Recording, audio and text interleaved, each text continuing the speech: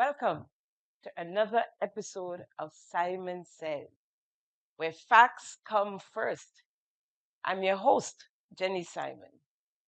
Today we'll start off with a little update, and later on we'll be joined by historian Mr. Dennis Charles, and then we wrap it up.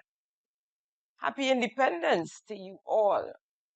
Grab your popcorn, grab your drink, grab the young ones, even some of the older ones, because we'll be educated today by historian Mr. Dennis Charles on the lead up to our independence. We'll take a quick break and come right back. Thank you for tuning in to Simon Says. To ensure that you never miss an episode, click subscribe and make sure to turn on the notifications by clicking on the notification bell icon. See you at the next episode. Welcome back. Now, you all know my Simon Says time is precious time, and I don't have time for nonsense. So, what's funny is that I'm irrelevant, I'm not a broadcaster, and you know, it goes on and on. But they take days, and episodes upon episodes talking about Jenny Simon and Simon Says. Isn't that funny? Isn't that funny? Eh? I am spending very little time on this nonsense. All what I have to say is bypass the letter. Bypass the letter and let's go straight to court. I'm ready and waiting. Family, I hope you have your popcorn, you have your drink, you have your pills. Don't forget the pills, those of you who need to.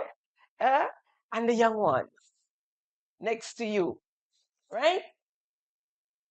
And stay tuned as we continue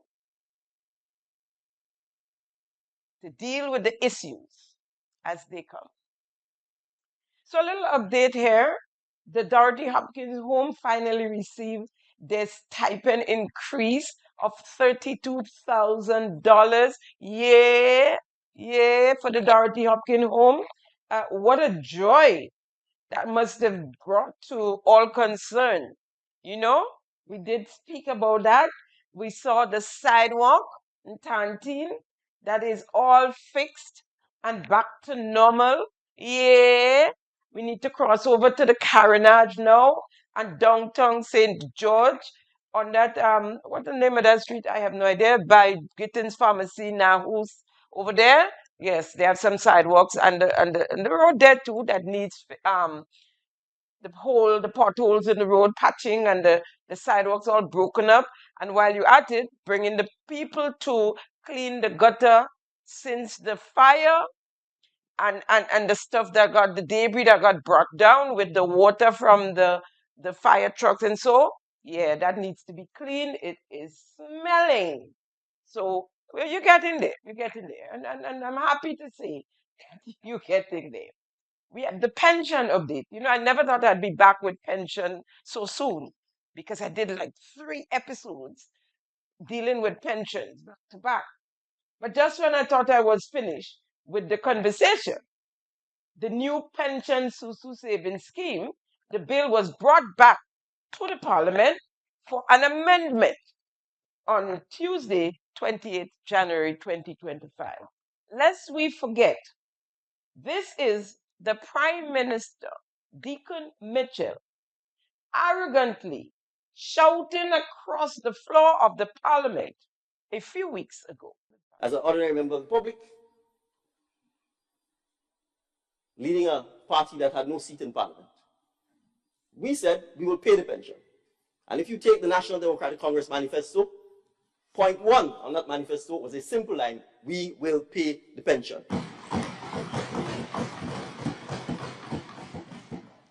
And as the Minister of Finance said, we paid the retroactive pension, $75 million plus. What did the then Prime Minister say? He corralled the public to come down at the Trade Center. Gloom and doom. All kind of machinations.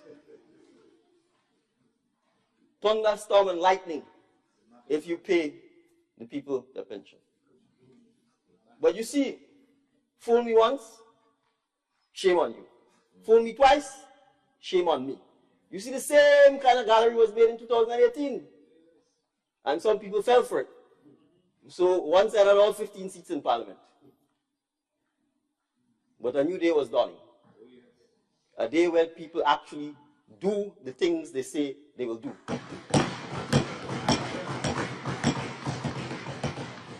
So Mr. Speaker, we pay the pensions.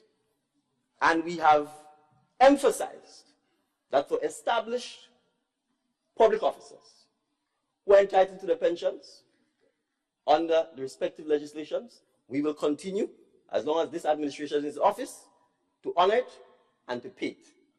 So let me emphasize, this bill is reinforcing that the pensions guaranteed to established public officers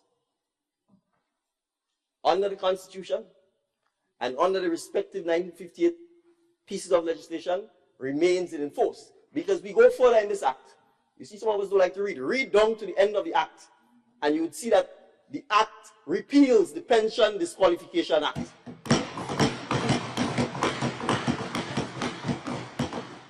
So I want the established officers to understand, we are not interfering with their rights.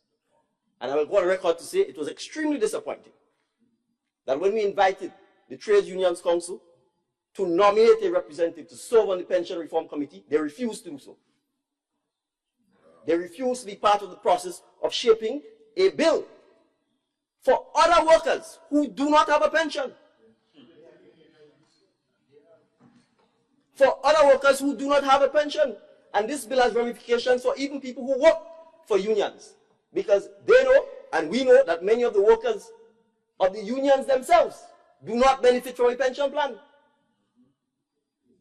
So an opportunity is presented to people who should be representing workers.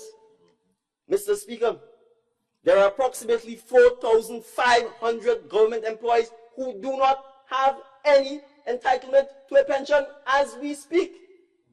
Let me repeat that. There are approximately 4,500 Government of Grenada employees employed under all kinds of modes, largely by an NNP administration, who do not have any entitlement to a pension. The Prime Minister spoke of the former Prime Minister corralled the people down to the Trade Center. We'll get to the Trade Center. We would get to the Trade Center in a minute. He also spoke of how reinforcing the bill is that the pension guaranteed to established public workers under the Constitution and under the respective 1958 pieces of legislation remains enforced. He continues to explain the bill. Mr. Speaker, this is simply a continuation of this. So this bill, hence the reason it is called pension reform, seeks to do a number of things. One, provide a pension or a retirement savings for public officers who currently do not have any entitlement to pension. All public officers who do not have any entitlement to pension except the listed exceptions here. One, people who are temporary. If someone is on sick leave and someone is calling just to hold on for the period when you're on sick leave, clearly you can't be entitled to a pension. If you just start to work on your probation, obviously during the probation period, you'll not be entitled to pension. I wouldn't have thought that I would actually have to come here and explain that in the House of Parliament.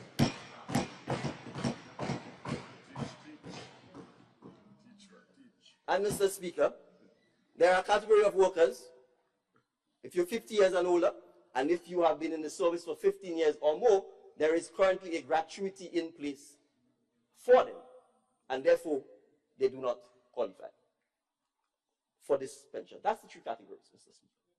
The bill goes further to allow statutory bodies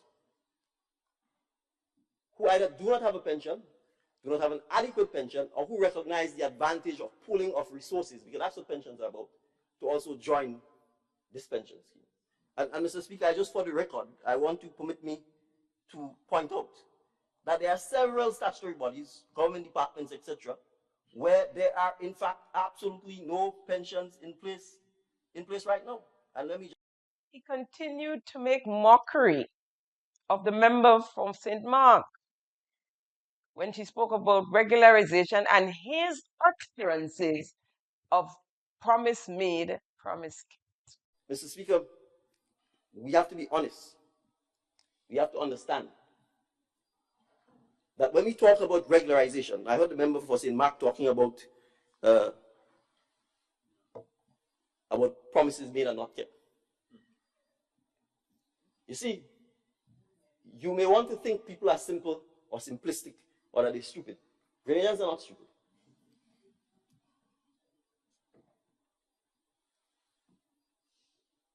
Let's be real. For 40 years, public servants didn't get a pension yet. They were not paid a pension. The Constitution said they were entitled to one. You have laws, legislation that says you're entitled to one, and you're still going home and the government not paying. And you're fighting in court. And had it not been for the election, I'm saying it here, had it not been for the election, we know the then NNP administration were going to appeal that judgment.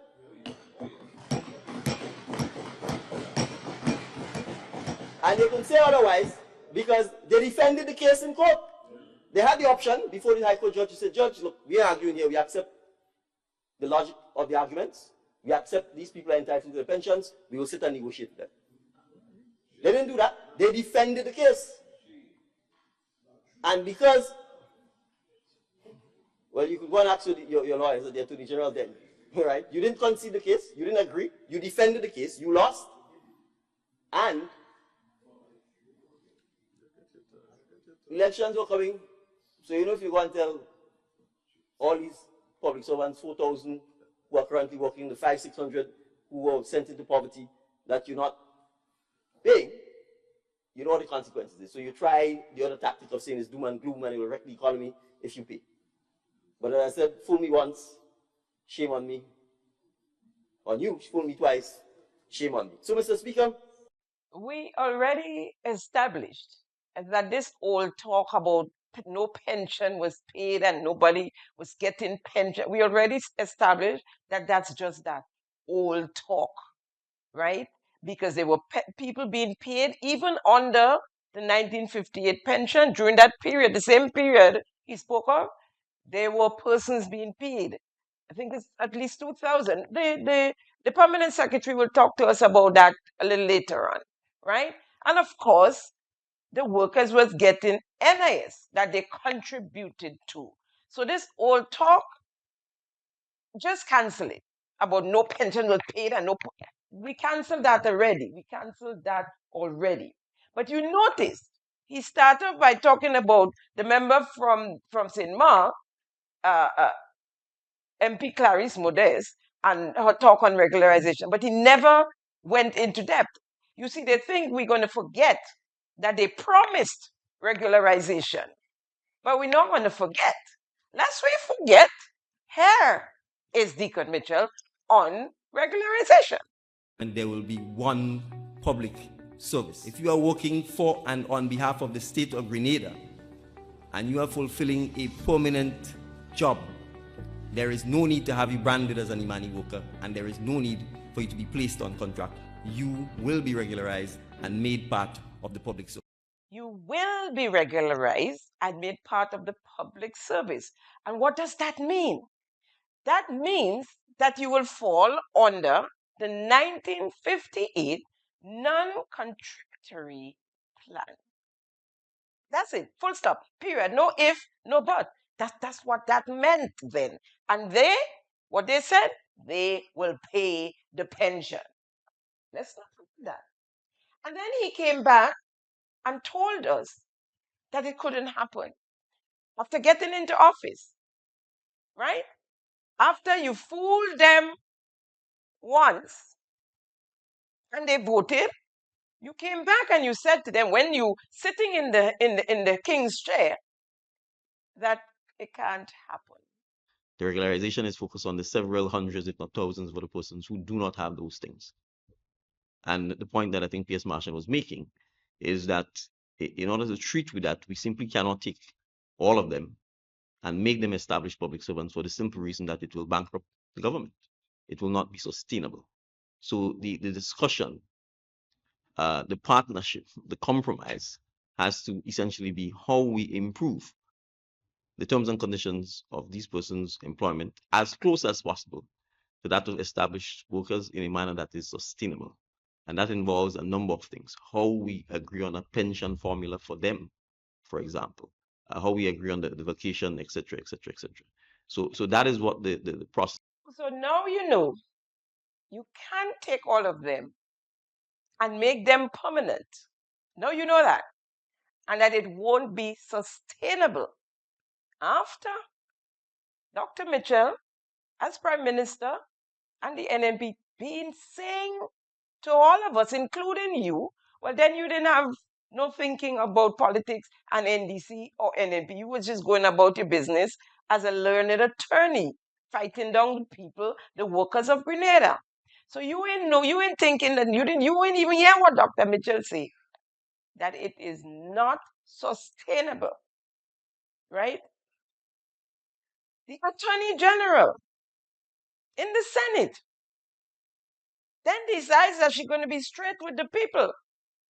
And she's going to tell us what Dr. Mitchell was telling us long, that it's not sustainable and it will bankrupt the country.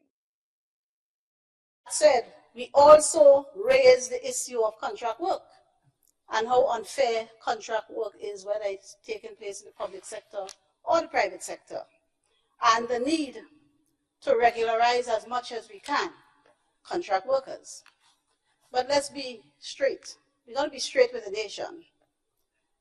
Contract work and pension reform must go together, because we commit to pay the retroactive pension, and we are doing so. We understand the import of the ruling of the court, but so as not to do severe damage, perhaps even irreparable damage to our economy in the long run, we must work out a pension plan going forward that's sustainable. Because as it stands now, when people retire, they are entitled to NIS, that's public servants I mean, they are entitled to NIS plus government pension, and government pension is a non-contributory pension, which means the government alone pays everything into the pension fund, plus under the NIS law, the government pays 6% into the NIS, into the National Insurance Fund. So going forward, that will be a really hefty sum that the IMF and everybody else have already warned is not sustainable going forward as it is. Plus, if we regularize contract workers across the board without at the same time treating with pension reform, what do? We bloat the public service. We expand the public service, and in so doing, the amount of people who would be eligible for pension. So we call on our friends in the labor movement to sit with us and work out and accept. So after we mamagai the people and hoodwinked them into voting for us because we're going to regularize all contract workers, we then decide that we done in the chair, we done win, so let's be straight with them. Let's now be straight with them. So it wasn't straight with them all along. So let's now be straight with them and let them know that we can't regularize them because we go bankrupt the country and we start to talk pension reform. Why didn't you say that in your campaign? The Prime Minister went on as he continued to present his new pension Susu saving scheme to talk about the plan in place. The reality is simple. If we do not ensure that we have a sustainable pension system in place, the same thing will happen. The same thing will happen. Whoever is in government 10 years or 15 years from now, if we face a situation where you simply move the Imanis, the contract workers, the unestablished workers, and you say become established officers, where you have an unfunded, non-contributory pension, it is not sustainable. And what happens in those situations? When a government faces that, they will have choices. Do we pay the workers who are actually working, or do we pay pensioners? They will not pay the pensioners, because the pensioners can't strike. They can't withhold their services. And that's what happened for the 40 years ago. Successive governments made a deliberate decision to say, with limited resources, are we going to pay the pension, or are we going to pay the workers? But you heard him earlier on in the clip saying and speaking to the Imanis and all the same Imanis he's saying that they can't make permanent because it's not sustainable. You heard him with your own ears. He is all over the place, in of himself, in knots, actually agreeing that the 1958 pension plan is not sustainable, agreeing with what was said by the former Prime Minister, Dr. Mitchell, when he corralled the people down to the Trade Center, and as Deacon called it, doom and gloom and machination, you know. And in another breath, he is boasting they didn't want to pay the pension. Yes, we all know that Dr. Mitchell and they said they couldn't pay the pension as was is. If that's the term, they couldn't pay it like that. And that's why he put in place an advisory committee to figure it out. Because why? They didn't want to bankrupt the country. It was not sustainable. We heard him, Prime Minister Deacon, saying it over and over and over. It wasn't about not paying the pension. It was about structure. It was about phasing out the thing. Because they knew just paying it. And when I say they, I meant the former administration. Just paying it out all at once was going to bankrupt the country. And it would not have been sustainable. Boasting. They didn't want to pay it. But we paid it. We continue to pay it. You continue to pay what? And what you're doing in the parliament with pension reform if you continue to pay it. The opposition had a plan. They had a plan to do it. And he said they did nothing. Here is Prime Minister Deacon Mitchell. What does this pension bill do?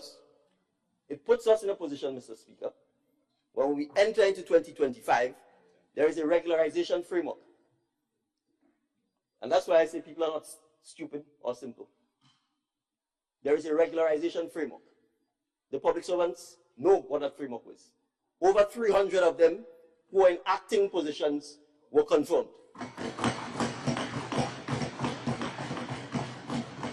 Mr. Speaker, when you're acting, you're straddling two positions. You have your substantive position, and then you're acting in one. So the person beneath who needs to move up can't move up because he's straddling both. So when we confirm those who move up to a high acting position, it frees up the post for those who are beneath to come up. When this process is finished, we then have the 2,000, 3,000 plus people who are either on contract, off for, in between, up, down.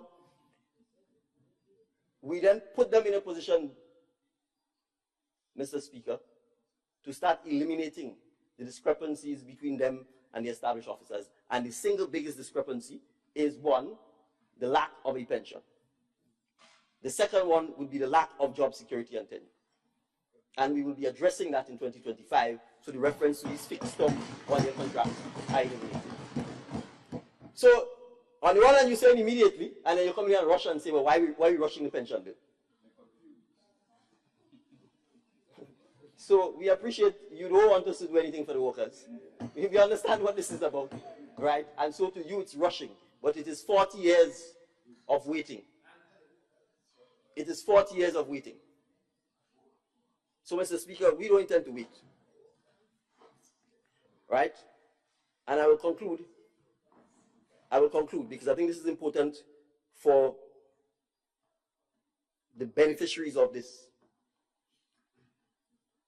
All of those who are talking on the other side had the opportunity to do the very things we are doing here.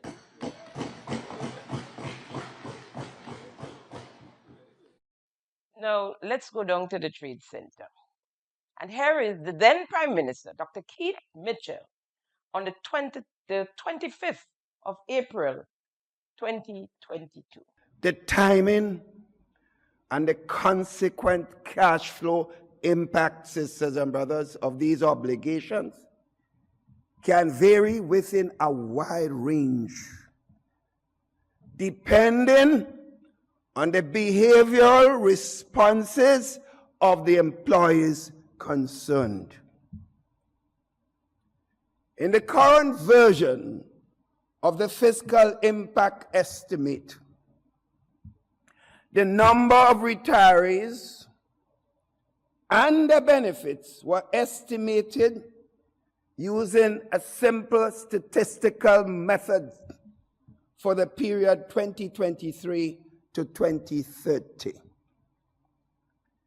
This, sisters and brothers, has serious fiscal implications and is no walk in the park.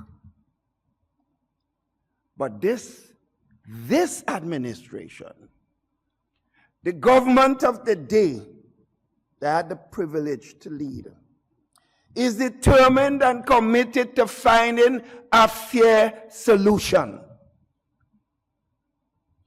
In recent weeks, we have been holding many discussions with most stakeholders so far, seeking local and international technical advice as we consider what's best for this nation in approaching that serious challenge.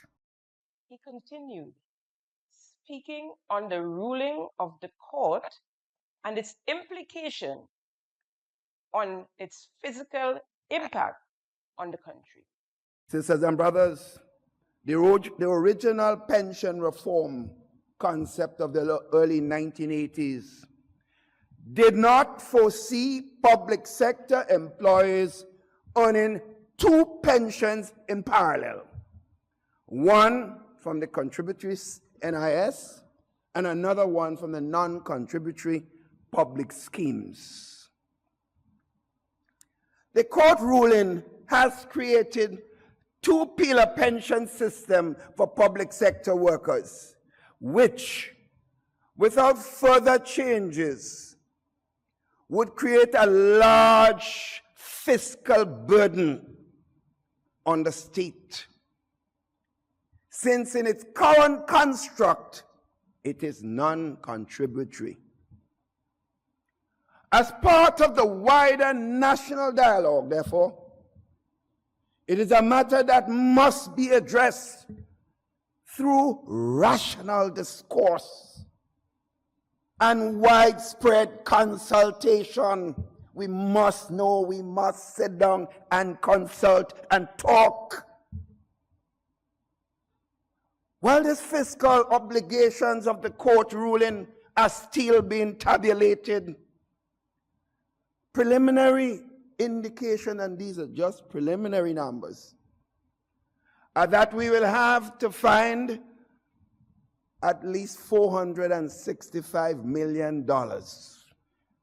Sisters and brothers, take that in. $465 million. That's not all. And then on average, we'll have to find $120 more million each year for at least the next 37 years. And that figure is without considering inflation. 37 years, Keith Mitchell will not be there. Machinations, eh? Machinations. The machinations was in the campaign. When without consulting, you promised regularization to all contract workers, making them permanent workers, to enjoy the benefits, you said it, Prime Minister Deacon Mitchell, to enjoy the benefits of the established workers, which is the 1958 pension plan. Machinations is when you say to the workers, we will pay pension. You came out swinging, paying the retroactive of $75 million. The retroactive only. And they ball out. All of you ball out. And that was the thing breaking the internet. I thought he say was 465 million. How you wicked. You guys. What Dr. Mitchell spoke of when he spoke of the 465 million was the retroactive pension. Yes, that 75 million you paid. He was also speaking of the current pension in the estimates of the 2022 budget. So the previous administration, they were already paying pension. Withstanding that was said all along that no pension was paid, they were already paying pension. The actual that was paid out in the 2022 budget was 151,547,024. Right? 151,547,024. That was in the budget. If you look on the screen, you'd see in the top there, that's highlighted. Yes, right? And so the permanent secretary in the Ministry of Finance also spoke of that amount of persons and the 500 and something. Let's hear the permanent secretary. Ministry of Finance. I just wanted to make one additional point with respect to the pensioner. So the retroactive pension that is paid now, all those persons who have received those payments are now added to the pension payroll.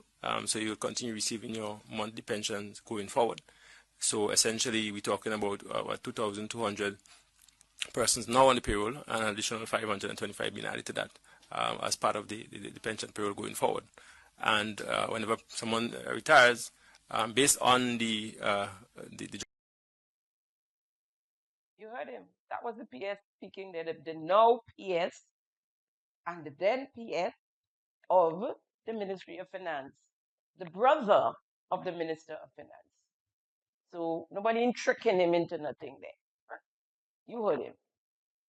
So we already spoke of the retroactive, the 75 million, and the current payments, the 151 million plus, right? Then added to that, there was at the time,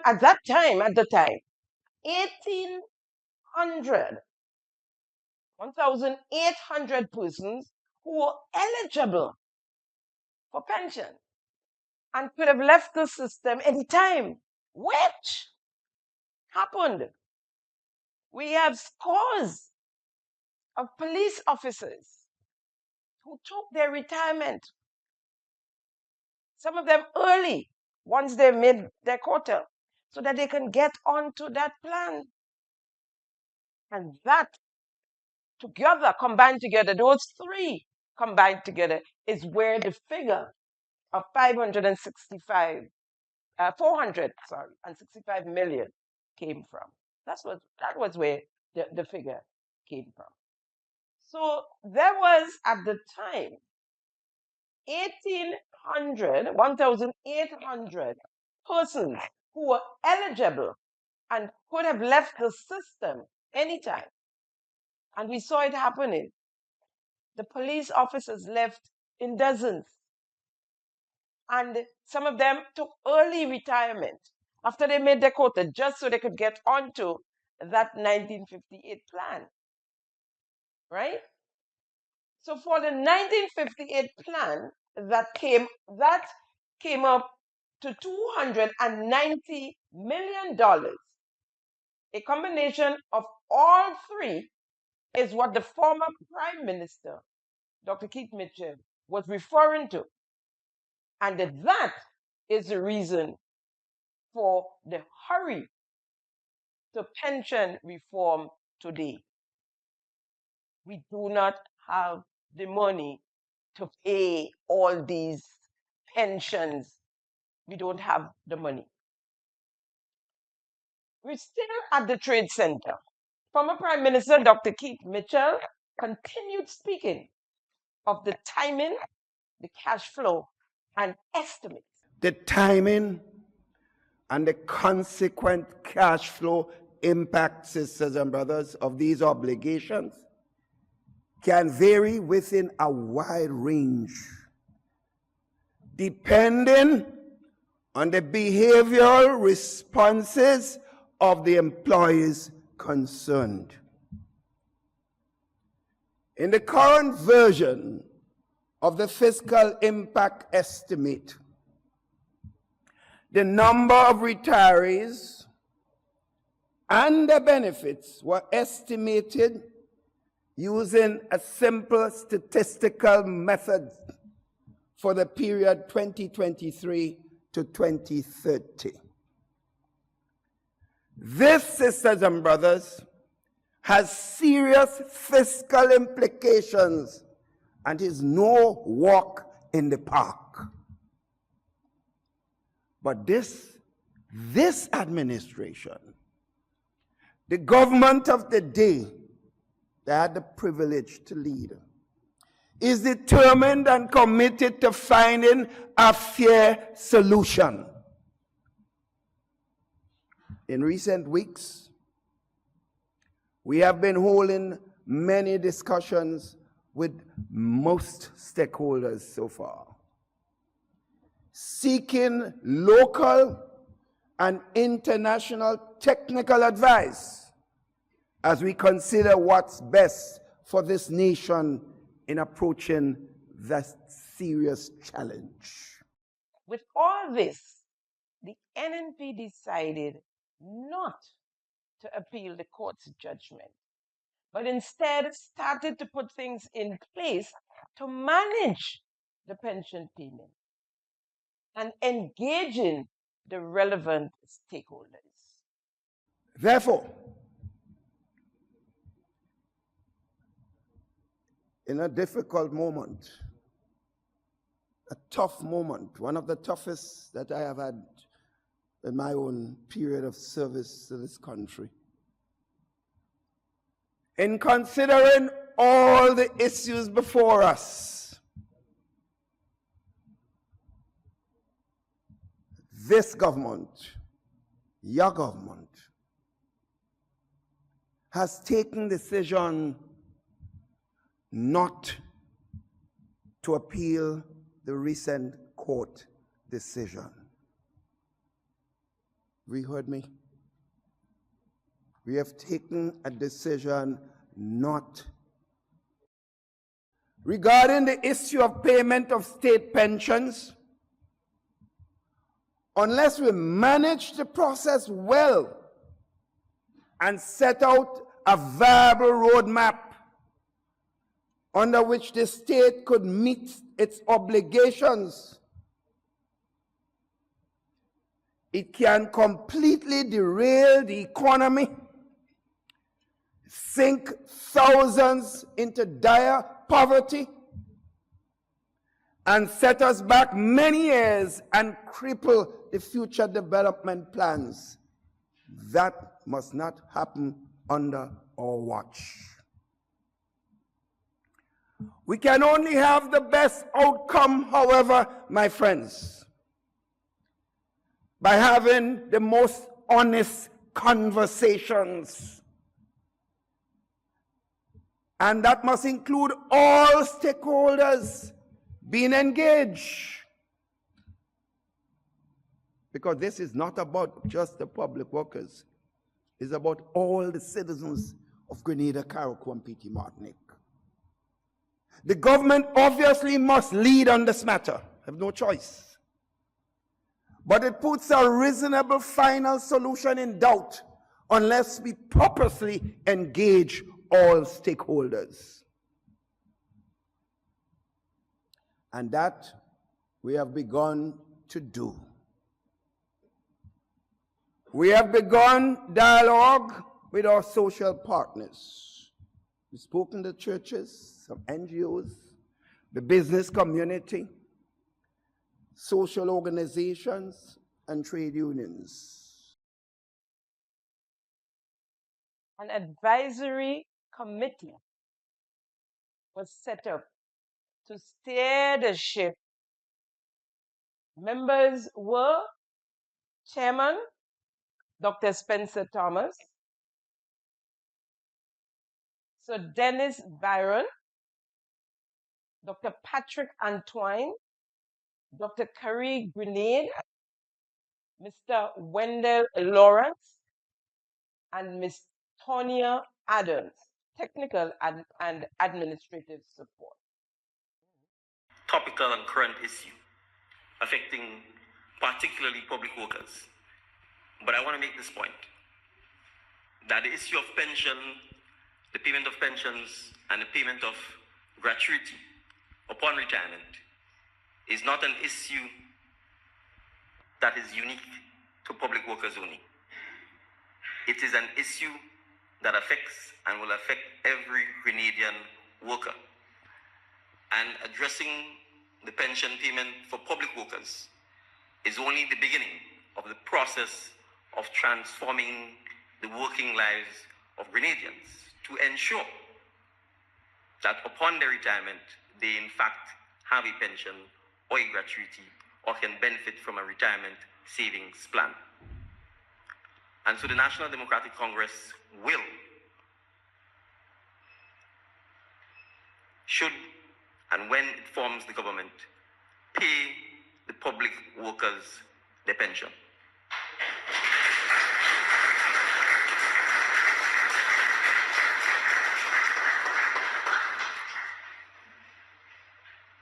In fact, our view, and we call upon the government to commence the process of paying pensions to any worker, any public servant who has and who will retire from the effective date of delivery of the judgment in the High Court.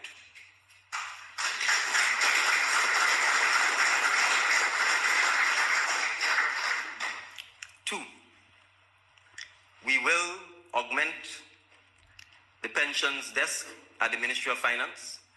We are satisfied that there is no need for any special advisory body to be set up to address the payment of the pensions. A pension secretariat should already have existed at the Ministry of Finance to facilitate the payment of pensions. What we will do is to provide the additional resources to the pension secretariat to ensure that the pension secretariat at the Ministry of Finance can properly and adequately, one, within 90 days of us assuming office, ascertain all of the public workers who are entitled to a pension. Two, ascertain how many of those workers have since passed to the great beyond, so that we can assess the payment that has to be made to their estate. And thirdly, once we have ascertained the extent of the pension that is due to the public workers, we will raise the money. We will, if necessary, borrow the money, either by the issuance of a government bond or straight borrowing from the financial institutions within the region, and we will pay that money to our public servants. What happened now? We will raise the money. We don't need no committee. We don't need no committee. We know it all. But now we set up a pension review committee with Dr. Colin Gilchrist. And there's a story on Dr. Colin Gilchrist. It's going to come. It's in the making, right? But we don't need no committee.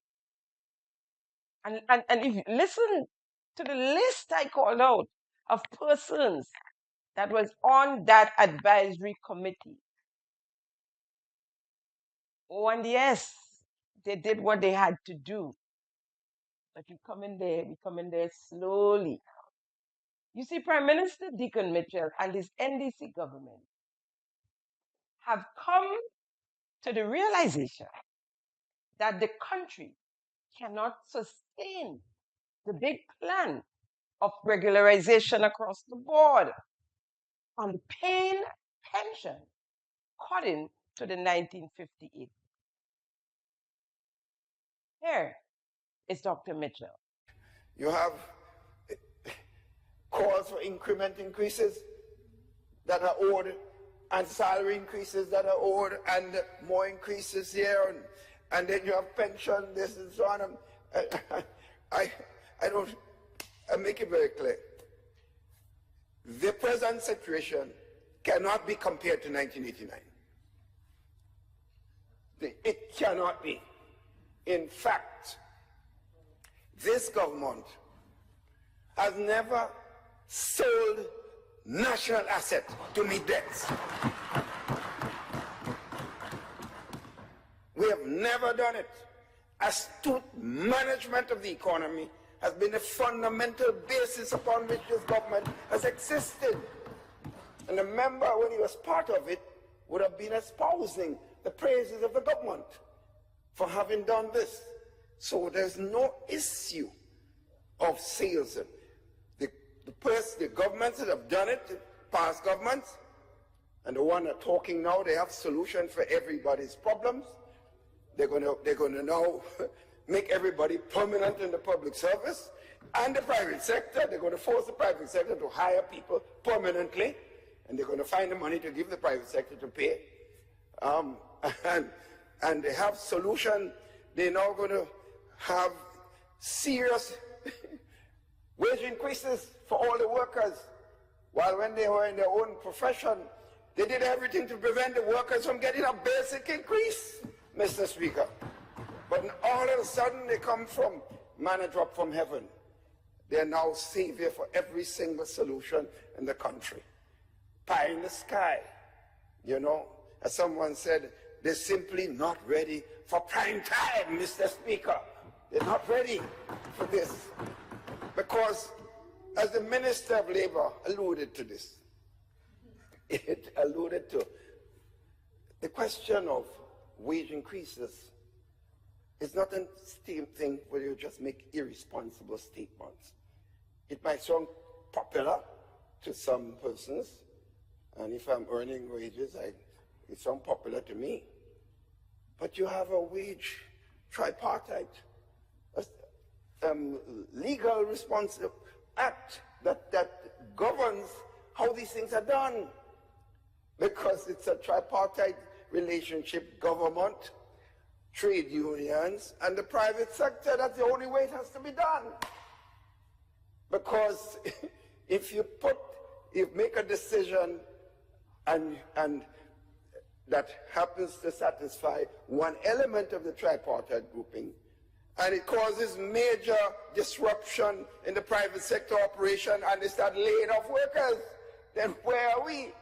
So it is nice to say it, and some people might just go in a ballot box and vote because they expect to get massive increases because somebody promised them that.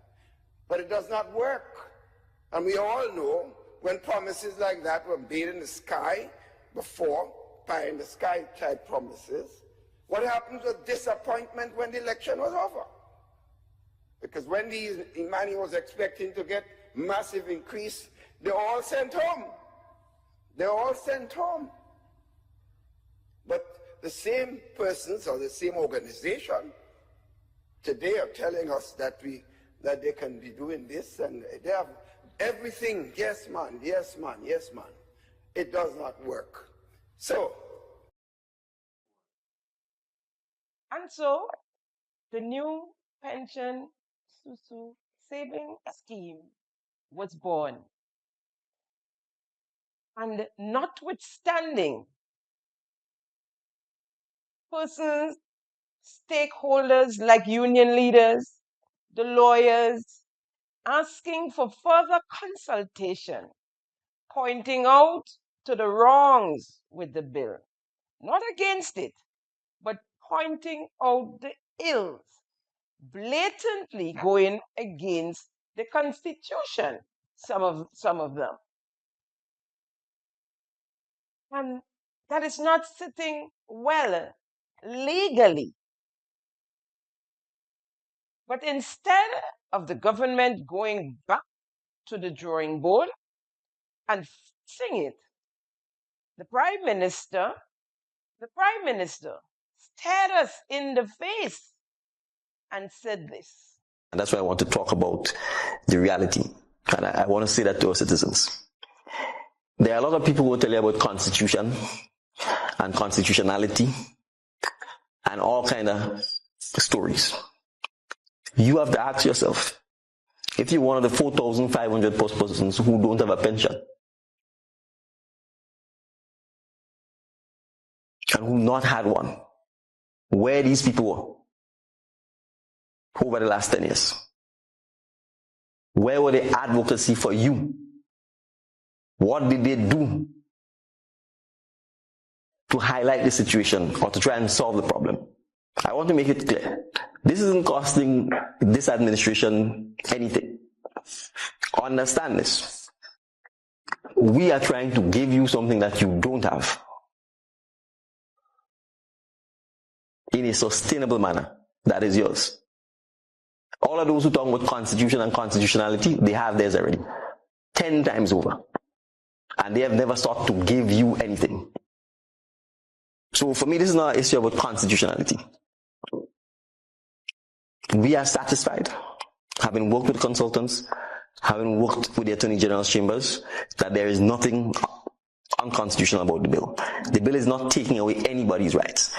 As I've said, the bill explicitly repeals the Pension Disqualification Act. The only people who have any right to a pension right now are these established public officers who are currently working. So a teacher who ain't working with the government 5 years from now has no rights. And so the pressure was on, showing up the flaws of the new pension, the new Susu savings scheme that had them on shaky grounds. In only a few weeks, in order to help sustain their Susu plan, they went to Parliament to add numbers on the Susu numbers. So they brought the bill back to the Parliament to add an amendment in a matter of weeks. Well, you know what they say about pressure. Pressure does burst pipe. And so in the Parliament, the pipe burst. And I really didn't want to speak. I didn't even expect, as you said, that there would be debate on this. This is simply a resolution asking to add the TMRSU Community College, a statutory body that is not, by any stretch of the imagination, entitled to any pension under any of the pension acts. This has nothing to do with public officers. The Planning and Development Authority is statutory body. The Grenada National Stadium Authority is statutory body. The Grenada Cultural Foundation is statutory body.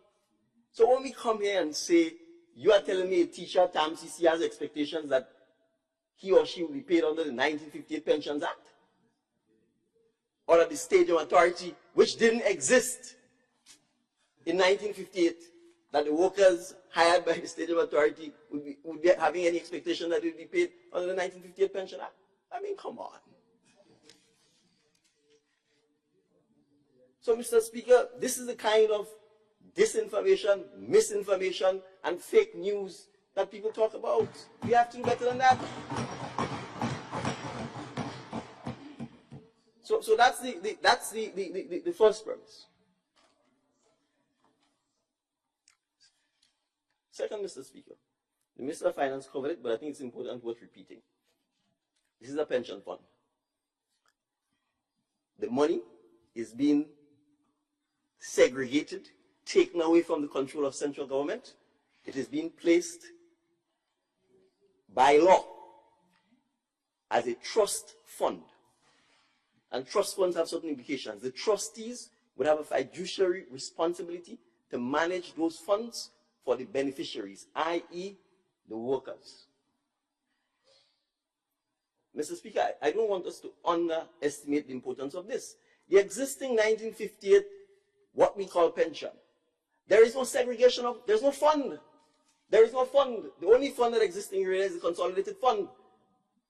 And when all previous governments from 1984 onwards decided that they were not paying the pension, what happened? When you have structural adjustment or whatever financial issues the government going through, the first people that don't get paid are pensioners under that type of system because they are working, so they can't strike. They have no negotiating tool. It's happening right now in the United Kingdom. So there's no security in the 1958 pensions. There is none. There is no segregated fund. There is no trust fund. There is no security. The government isn't putting no money aside. And make no mistake, Mr. Speaker, if you work for 15 years or 18 years, if you do not meet the minimum length of service, according to the job, you still have to dead. If you're dead, you're not getting nothing. If you want to resign and move on, you're not getting nothing. And I'm saying nothing deliberately as opposed to anything. So, Mr. Speaker, the existing pension system only has security in the hope that you meet the minimum length of service, whether it's 22 or 26 and a half years or 20 years or whatever the case is. And you don't have to hope you have a solvent government. Or what's it? Or better, a caring one. Because you had a solvent one before June of 2022. But they didn't care. So they refused to pay it. And we paid it. And let's make no mistake, let's not pretend. When we got into office, Mr. Speaker, the Pension Reform Act that eventually came here, and all the groundwork towards the same pension reform legislation that we passed there was already done by the new National Party administration. So don't come here and try and deceive the people and lie and pretend that this Pension Reform Act somehow miraculously happened after the election. You had already retained the International Monetary Fund to do all of the reform work, to do the exact same thing that we've done. So tell the nation the truth. Tell the public servants that you are never going to pay them that $75 million in retroactive pension, you're going to try and institute pension reform and not pay the retroactive pension. So when I walked into office, the IMF already had the question and the work done, which the Ministry of Finance already had. So why do we have to do this? If the pension is good, it is good. Did he say they met that plan there in June of 2022? So why didn't you say that when you came to Parliament at the end of the year, in December of 2024, with your new SUSU plan that you flaunted? Why didn't you say then that that was the NNP's pension plan? Who's deceiving who here? Who's lying here? He said they basically just implemented it. That's what he said. They basically just implemented. When the Prime Minister realized that the bill they presented to the Houses in December of 2024 was getting heat,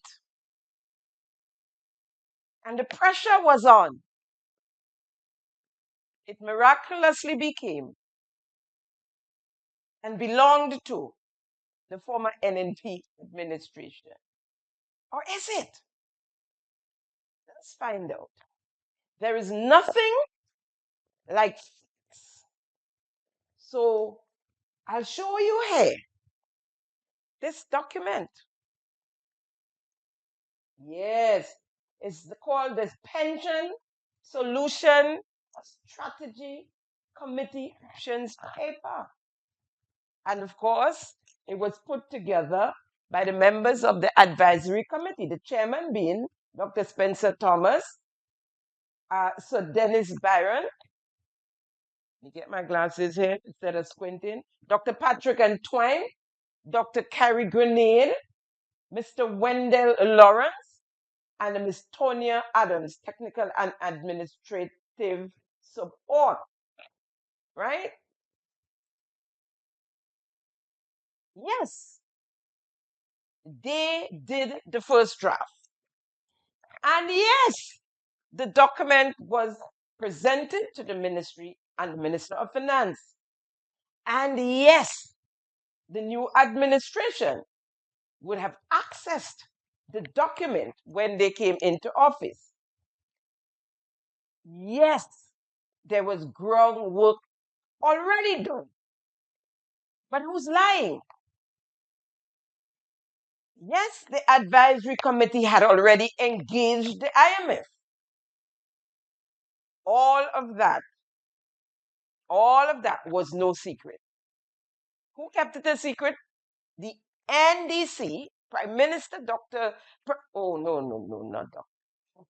Prime Minister Deacon Mitchell kept it a secret. They kept it a secret, his administration. So let us clear up who's lying, who's being dishonest and deceptive here.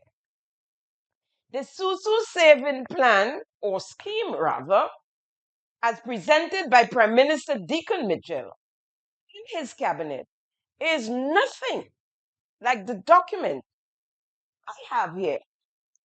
Nothing like this document. With the SUSU plan, there was no percentage of your last salary. With the SUSU scheme, you and I might have the same salary, and because you are older than I am, you have a shorter time to retirement, right? You may only save $100, while I being younger, have a longer time to retirement. So I may save $200. So I have $200 to withdraw from, and you have $100 to withdraw from, and that is according to the SUSU scheme. So at the end of the day, your withdrawal will be different to my withdrawal, and that is on a monthly basis. Even though we are earning the same salary, there is no percentage of the last salary. You simply withdraw from what you save, all based on the time span. Now, with the Deacon Mitchell Susu, your savings determines what you can withdraw. Let me say that again. With the Deacon Mitchell Susu scheme, your savings determine what you can withdraw. With the proposal according to this document, and so let's call it the NNP proposal, the worker is guaranteed 70% of their last salary combined with the NIS. And I'm making up stories. So you know how we go with Simon Says. We have the facts. It's nothing like the facts, right? And I'm going to read to you here in the recommendation. No, that is 4. Let's go to, right. The executive summary, section 4, subsection 2 reads, for persons retiring post March 29, 2022, pay full gratuity upon retirement and pay monthly reduced pension as a top-up to the NIS amount to take total monthly pensions to 70% of final monthly salary. And it continued further, definitive work will be undertaken once the decision in principle is made by the cabinet. However, early consideration by the government of the various options proposed in this PSSC's second submission could utilize further work and provide a definitive package of interim recommendations from the PSSC in the third report by June 6, 2022. So remember, the PSSC is a Pension Solutions Strategy Committee that was headed by Dr. Spencer Thomas, right? We will come back to that document. Similar to the 1958 plan, 66 and 2/3 of the last salary of that worker is entitled to. So the NNP pension reform plan is a percentage guaranteed of your last salary. And the NDC SUSU saving is based on what you saved. You can only withdraw. So everybody will have a difference. And that is why they couldn't put up a percentage, because everybody's saving account is different. In this document here from the PSSC committee, they have put up lots of different percentage and charts to show. See? Yeah. See? Yeah. Because they know what they're talking about. And the plan is totally, look, more. It is different So yes, you met today. Yes, you saw it. But you were the bright boy. You all are the bright boys. And you didn't need to follow the plan. So don't come and try to deceive the workers in the parliament, telling them that you met the plan there and basically that's what you're using. Or else you'd tell us that from the very beginning when you presented the bill in the parliament. The second point is the worker is guaranteed your percentage from the 1958 law and the NNP proposal until you die. Whilst the NDC SUSU, you are not guaranteed anything because you might outlive your withdrawal, your little SUSU plan there, right? When you withdraw your money, that's it. You have nothing else to get. If you choose to go to an annuity, is whatever the annuity decides to pay you. That's it.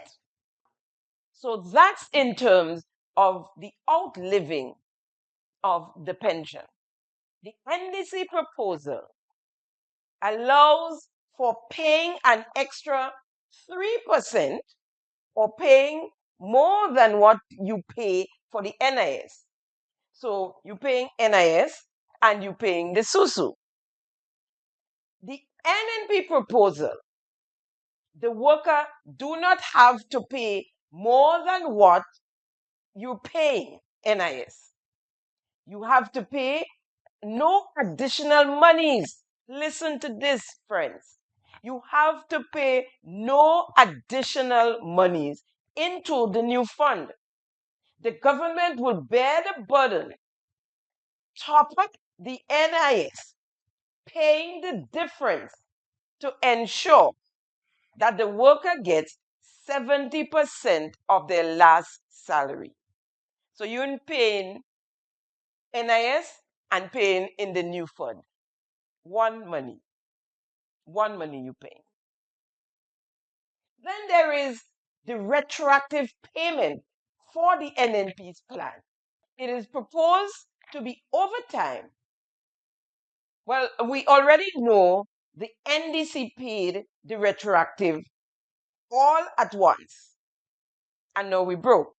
So what this NNP proposal is saying, that they would have paid the retroactive over a period of time. With the NDC SUSU, you get 25% of what you save as gratuity.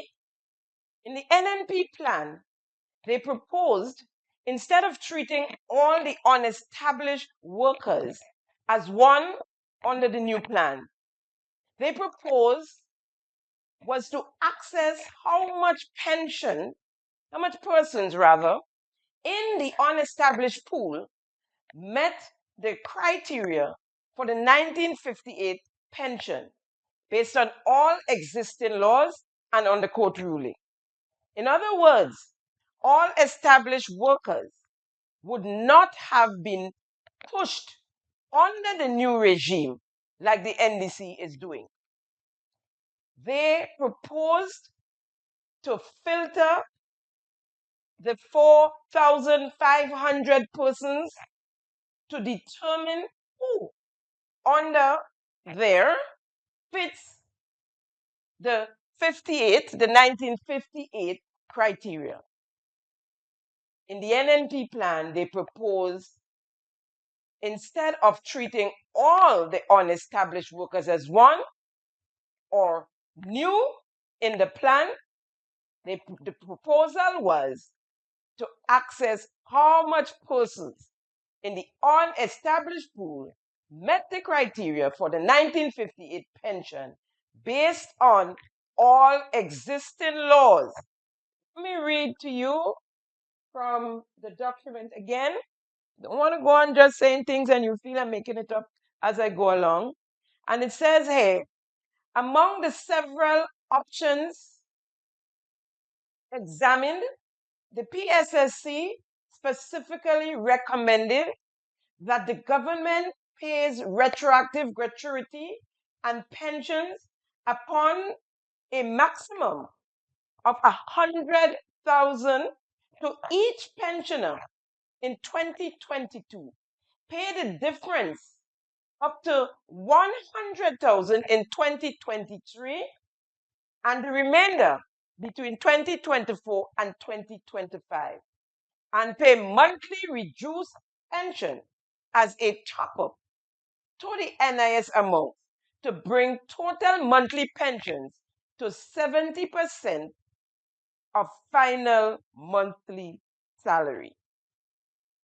The pension obligations arising from the judgment be reduced by phasing the retroactive pension payments over a period of between 3 and 4 years, paying it all at once, maintaining the existing administrative practice of a topping up method of paying monthly reduced pensions, and expanding the beneficiaries, recipients, to include all pensions in the retroactive cohort, plus persons who retired or will be retiring after March 29, 2022.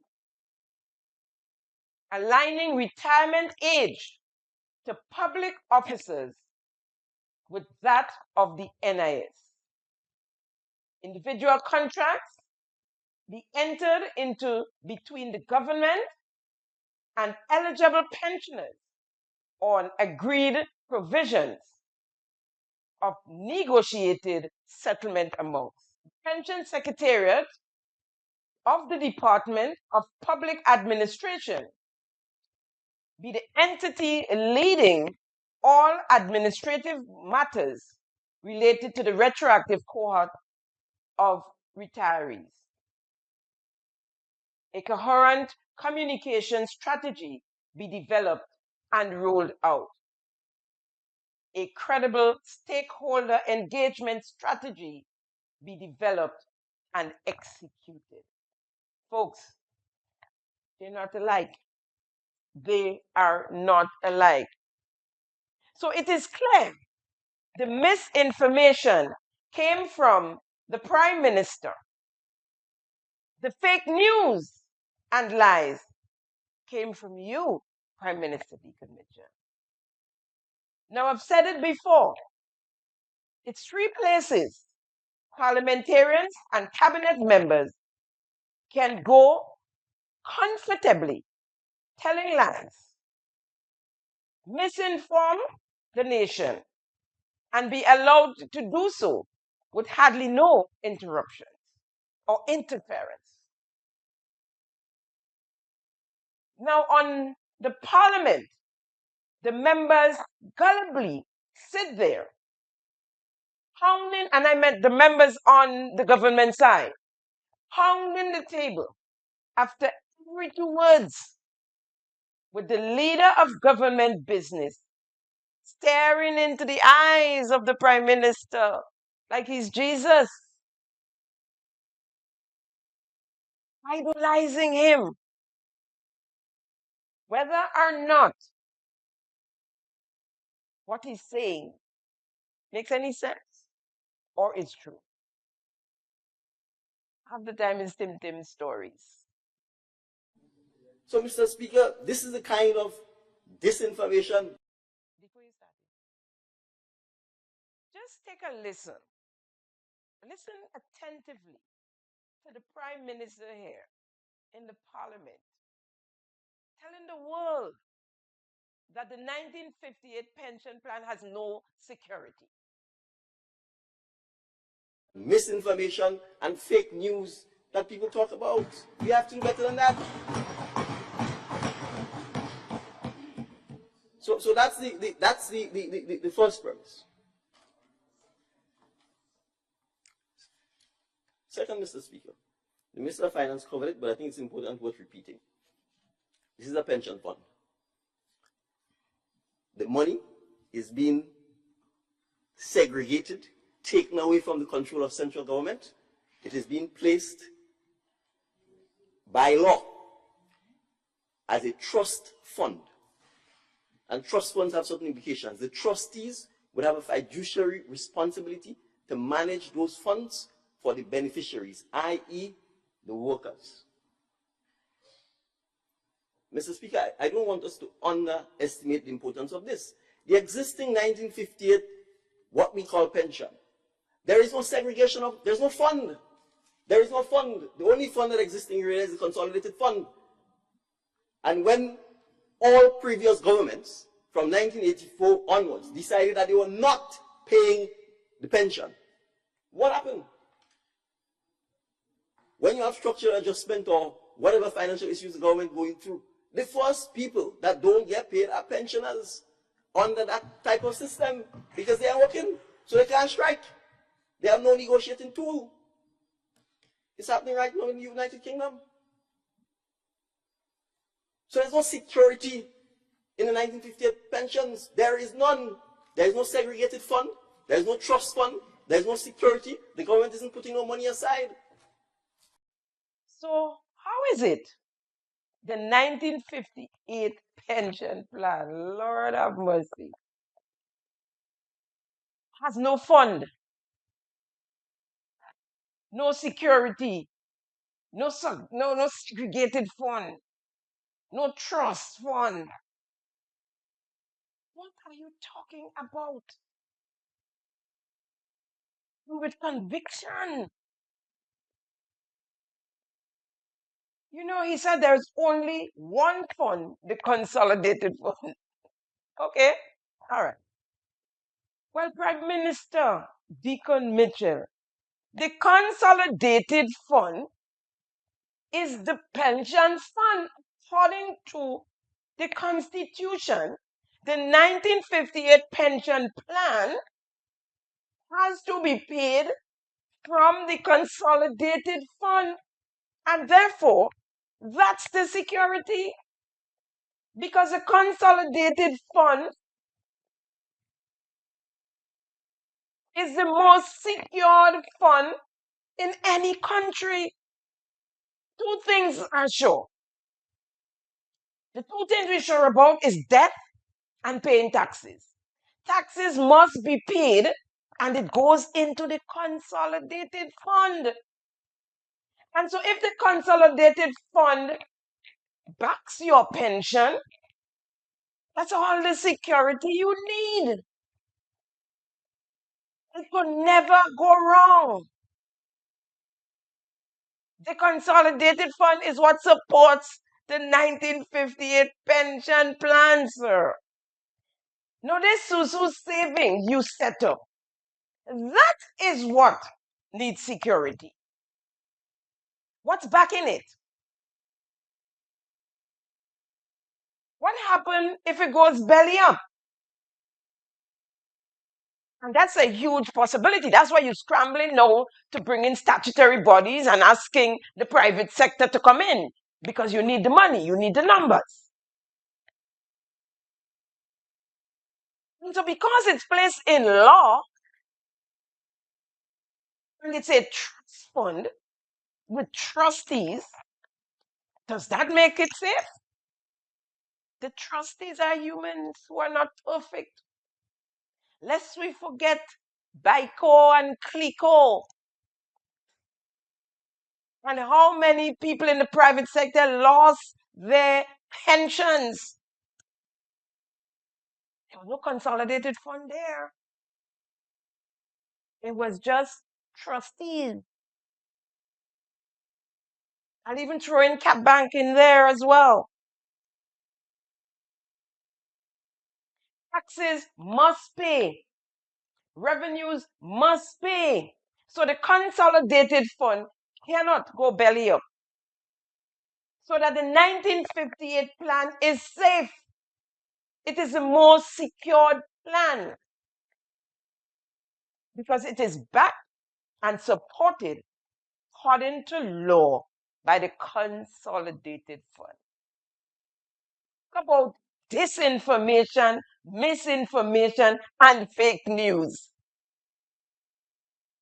And quoting the other members, they pounding down table at the statement that we so, we so happy, smart boy, and we're so far from the truth. And if you all believe that enough to pound down the tables, then all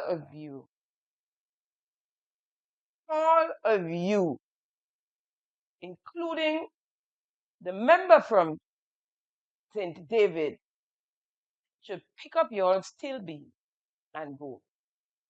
Unbelievable. Unbelievable. Believable. Now, the parliament is where the speaker decides he is going to recognize there's a light or not. On the side of the opposition. And as he said, in this case, if he ain't see it, nothing could be done. Interestingly, he waited until the member from St. David was done and said he thought he saw a light. So you did see the light, Mr. Speaker. And in the same breath, he said he didn't see the light.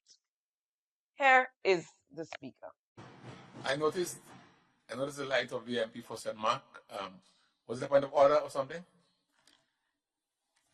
Thank you, Mr. Speaker. No. And I think you spoke before. Yes, Mr. Speaker. So that's why I asked, why is your light on So, again? should I sit to answer or should I stand to answer you? No, my question is, because once you make a contribution, that is it. So I'm not quite sure if you are finished. Mr. Speaker, no. According to our standing orders, there are other situations where someone can rise again after having spoken. That's why I asked you. I was rising on a point of order. But you didn't I notice. asked you this. Okay. You didn't notice, Mr. Speaker, and so I let it go. Okay. I'm sorry. So, I don't know, in that situation when you don't see, the microphone or something yes, like that. I didn't say like my head was. I would just like to ask here, Mr. Speaker, what do I do? Well, the way it Because is. now it's done and it's gone. Correct. And the way it is, if the speaker doesn't see the light, that's it. Is when the speaker eye catches the light. Right? So I said to you, I'm sorry that I didn't pick up the light was on. So you could have posed the question to the speaker on the floor. Yeah? Mr. Speaker, I cannot pretend to understand, but you are the one in charge, so I will let it go. Thank you, Mr. Speaker. Thank you. Which is it, Mr. Speaker? You conveniently did not see the light on after you saw it on? Stop playing games, Mr. Speaker. Stop playing games. The other two places that the cabinet members, the MPs on the government side can go and make up tims and get away with it. Of course, the NDC heartbeat program, and the other place where Ron Redhead saw the two ghost little girls walking down the street, where he swerved and hit the young guy on the bicycle. Folks, we are in real trouble.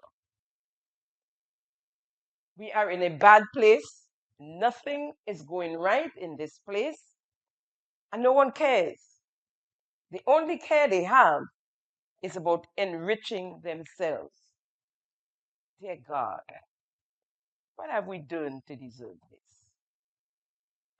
What have we done to deserve this? Moving into the questions. Since we, the government and the people of Grenada, are paying all these trumped up security firms, take, like, for example, Patriot Security, company, registered on the 1st of February 2023, registered in the names of Joseph Cecil Cadet of Boca St. George's and Craig Tyrone London of Apwetut in St. David's. This company has clients from the government in St. Andrew and Carriacou. The people asked that this company be investigated for false declaration of ownership, calling on the FIU to investigate Patriot Security Company. The people also asked how many new companies were registered in the last 2.5 years and what is the total monthly amount paid from the government coffers towards these companies for security properties that are already secured, for securing properties that are already secured. Now we understand why all security firms were placed under the Prime Minister's ministry instead of where they were in the ministries related. So, for instance, the Ministry of Sports would take care of the fields and the stadiums, and so when it comes to security, and they would be paid through the Ministry of Sports. But when the NDC came into office, they placed all of the security businesses under, all the companies under the Prime Minister's ministry. We'll take a break, and when we come back, Mr. Dennis Charles would be joining us on today's episode. Thank you for tuning in to Simon Says. To ensure that you never miss an episode, click subscribe and make sure to turn on the notifications by clicking on the notification bell icon. See you at the next episode. Welcome back. Mr. Dennis Charles, as a child, he had a strong interest in sports, played at the primary school level, cricket for the Tivoli RC School, the McDonald's College at the secondary level, and got as far as trials for the national team. From primary school, he was awarded a scholarship to the Presentation Brothers College, PBC, but gave it up to attend the McDonald's College instead. Graduated from McDonald's College around the year in 1979, around the revolutionary time, where he migrated to Trinidad. Remained in Trinidad until the following year, around the same time, returned to Grenada just around the anniversary of the revolution, March 13th revolution, that is.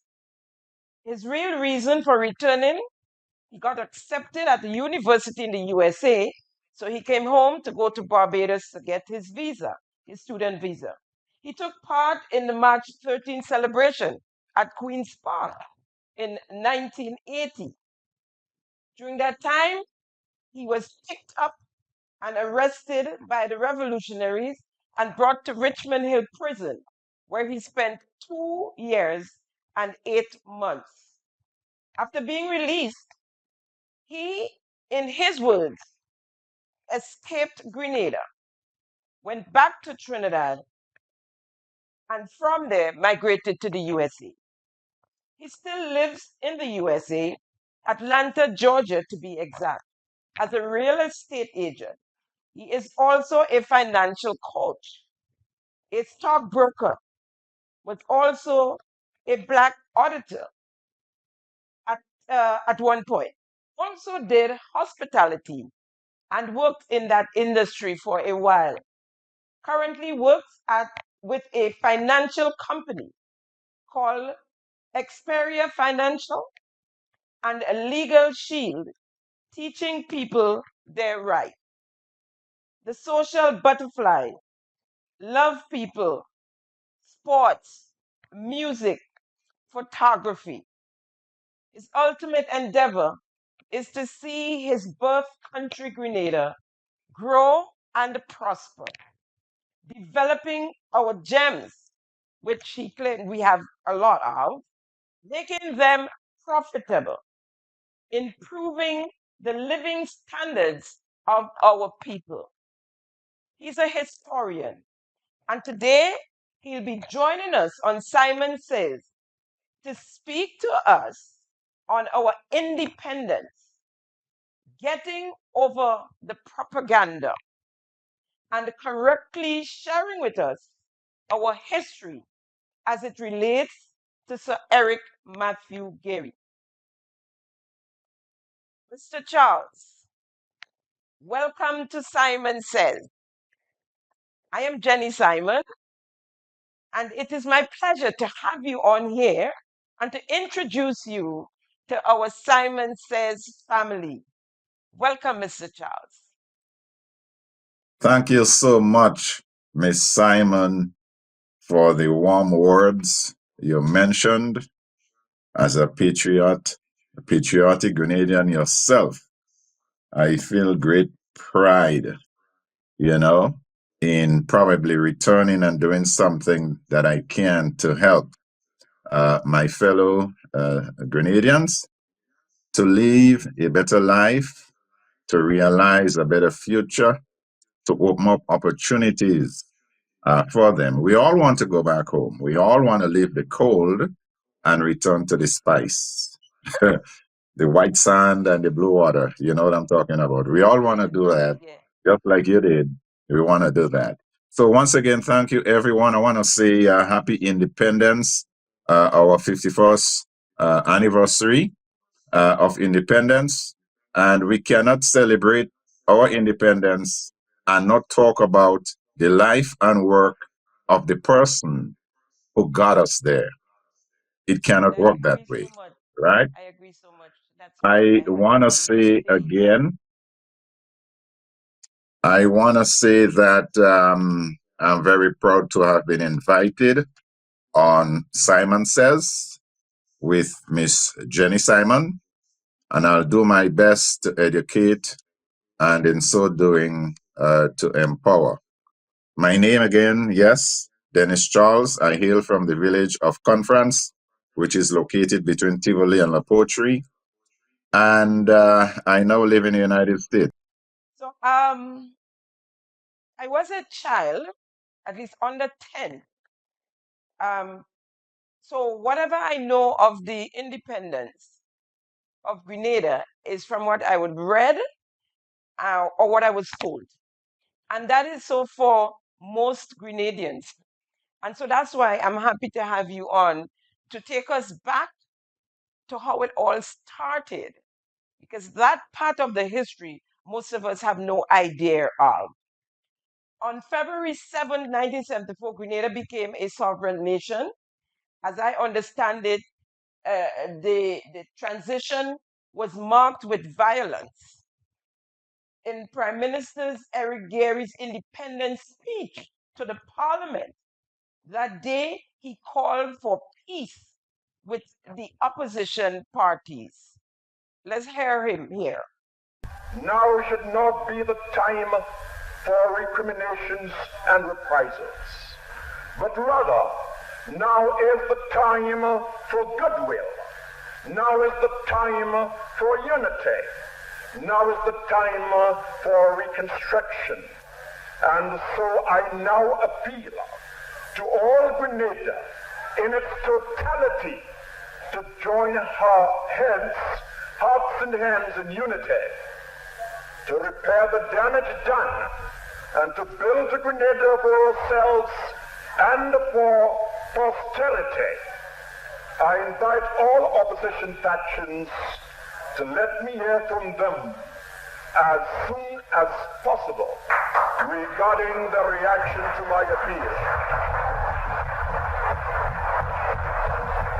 God bless you. Now, there were protests and marching in the streets leading up to that day, the 7th of February 1974. And the violence which took the life of Rupert Bishop, the father of Maurice Bishop, just a couple of weeks earlier before the actual independence. As a matter of fact, Maurice Bishop was sitting in jail at the time of our independence. The labor strikes didn't stop, they continued, and Carnival 1974 was cancelled.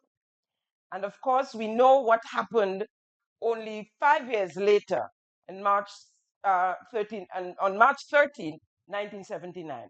The revolution, a coup d'etat of the Gary government, was overthrown by guns, and Maurice Bishop became Prime Minister of Grenada. So, Mr. Charles, back to you. Take us back to the very beginning, how it all started. I believe as far back as the 1950s. Yes, yes. It started way back. And the Grenada that we know now, after the struggles and the hard work of Sir Eric Martigary, is not the Grenada of old in 1950, 1949, 1948. It's a different Grenada. Back then, it was a stratum. We had a stratum in society where the well-to-do at the top, usually those who inherited land, the estate owners, or the plantocracy at the top, and then the working poor, which we normally call laborers, but they were farmers. But we use the word laborers at the bottom, dirt poor, with hardly anything. So there was a wide gap in terms of income distribution, but also a wide gap in opportunity. When you stay poor, there's hardly any room to move up or to mix, to get into the middle, and so forth. So that was the Grenada back then. Skin color, hair texture, and class was predominant. Certain names which I would not get into ruled. They benefited from the legacy of the slave owners, colonialism and slavery. So they had everything. The big estates. The children went abroad. They studied law. They went to England. They went to different places. They studied medicine. They came back as doctors. Then they want to be prime ministers and all of that. But that came all the way back because of owning lands. They were advantaged. Whereas those who did not, the laborers, were dirt poor, they were disadvantaged. So we had that kind of legacy of inequality back then. So let me fast forward again to the arrival on Grenadian soil after many years in Aruba, working for Lago and other things like that, starting a trade union movement for betterment. We had a lot of Grenadians working abroad in Aruba and Curacao, right? Mainly in the oil field. For the benefit of the young ones looking on, was Eric Gary a Grenadian living in Aruba, or was he Arubian? No. He was a Grenadian who migrated after leaving Grenada to Aruba. A lot of Grenadians went there and worked, better opportunities, and he started to organize many Grenadians and other nationals working there so that they could have collective bargaining. So as they say, Uncle Gary was a troublemaker from way back when, right? It was all about improving lives and getting a better deal for the people. And he was so much, the government there had enough of him, pretty much. He was expelled, put it that way, as a troublemaker. What happens is, the more money he bargained for the people who work, it means that the less profits the companies would make because they have to pay more out in salaries. So they watch the bottom line. This guy gotta go. He's stirring up trouble. You know what I'm saying? And that is how he ended up back in Grenada. So he was well versed in trade unionism and fighting for the poor and collective bargaining. He was well That was in versed. 1949. That was in Yes, that 1949. era there. Yeah, 1949-ish.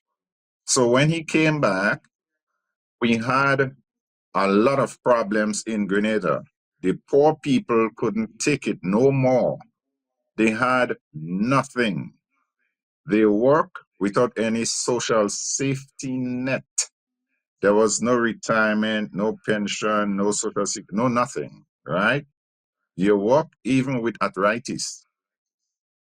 You work even if your back had a slip disc. Just imagine carrying bundles of sugar cane on your head, right? Or basket of cocoa. I don't know if you ever know how heavy a basket of cocoa is, right? Right. So the estate workers who were suffering under the plantocracy, they had no help. They had no voice. Most of them were unlettered. Call it, they were illiterate. Most of them couldn't read and write. And just to make ends meet, they had to take their kids to bring to the estate to help do half a task or whatever it is, or help work to put food on the table, right?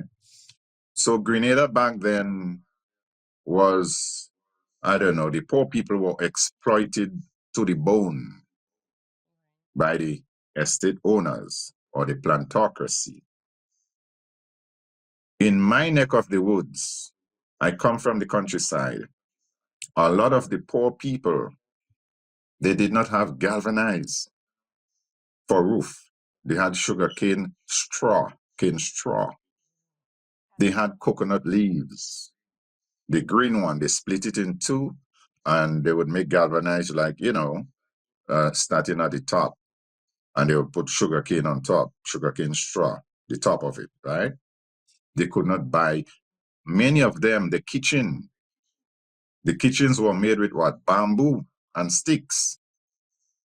They would get long sticks, poles in the ground, and they would they would cut long bamboo stems, and make like 1-inch sticks, like. So one would go across, the trees would go across, and the sticks would go, the bamboo would go horizontally like that. And they would intertwine them. And that was lumber for them, put it that way. That was like you're building, they built with that. That was a kitchen. They couldn't afford gas. They cooked with firewood and what is called a bun pot, right? Which is a kind of skillet.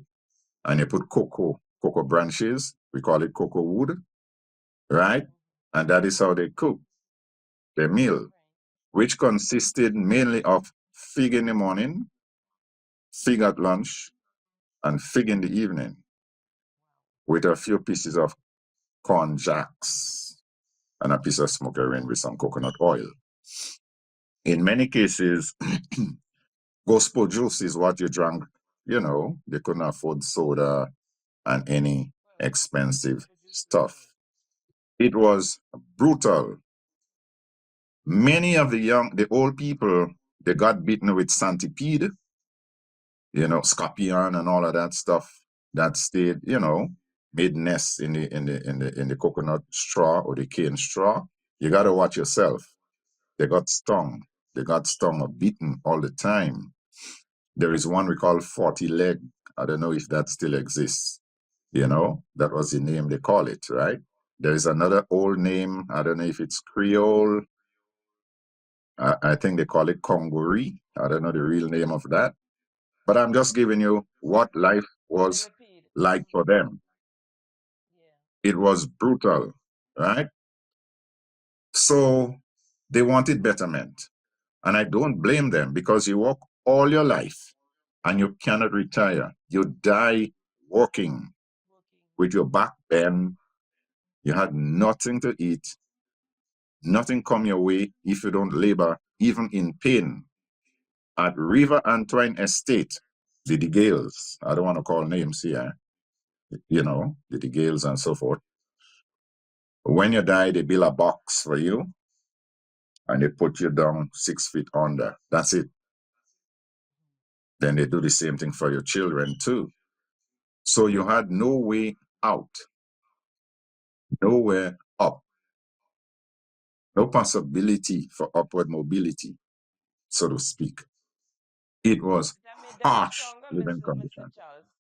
That made them stronger, though. These people outlived us. These days, you see, when you look at the death announcement, you see so many young people on there. These people lived for into the 80s, 90s, and they were Yes, strong. yes. And it Yeah, is because of the herbs that they and what used. they ate. Yeah, And yes, they used the sugar dish. They made tea with black sage. They use a lot of koraili. And as you know, most of them kept their West African culture, the Shango Baptists, you know, which Uncle Gary was very close to.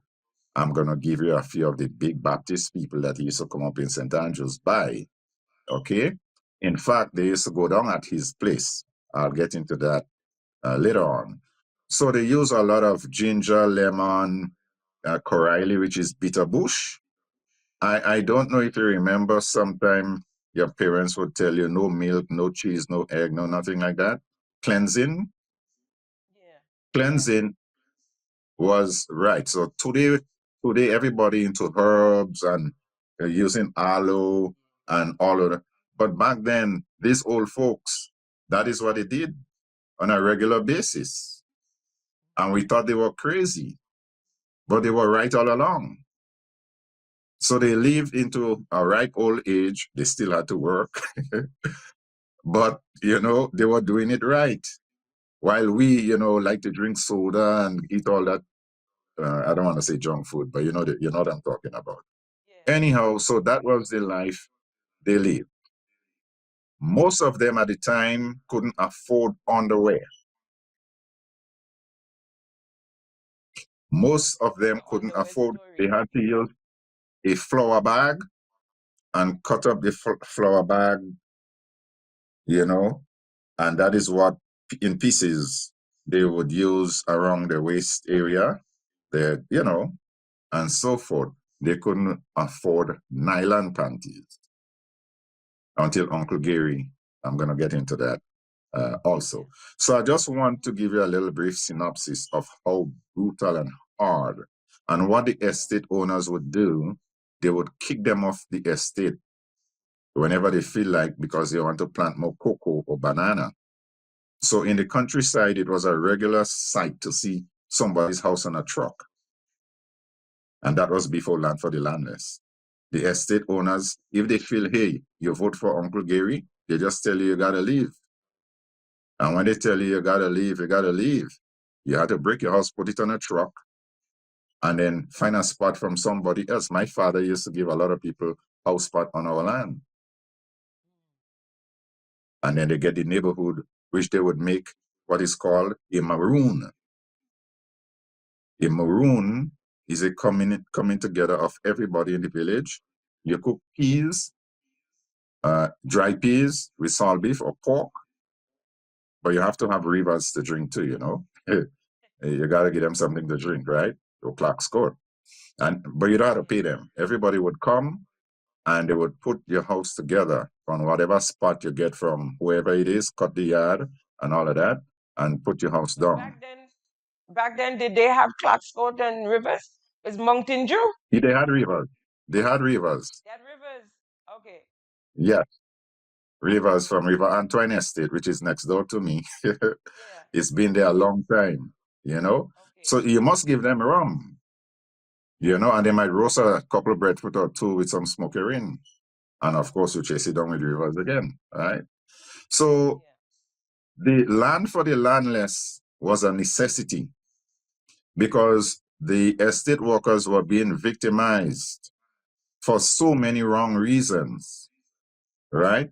By the land-owning class at the time.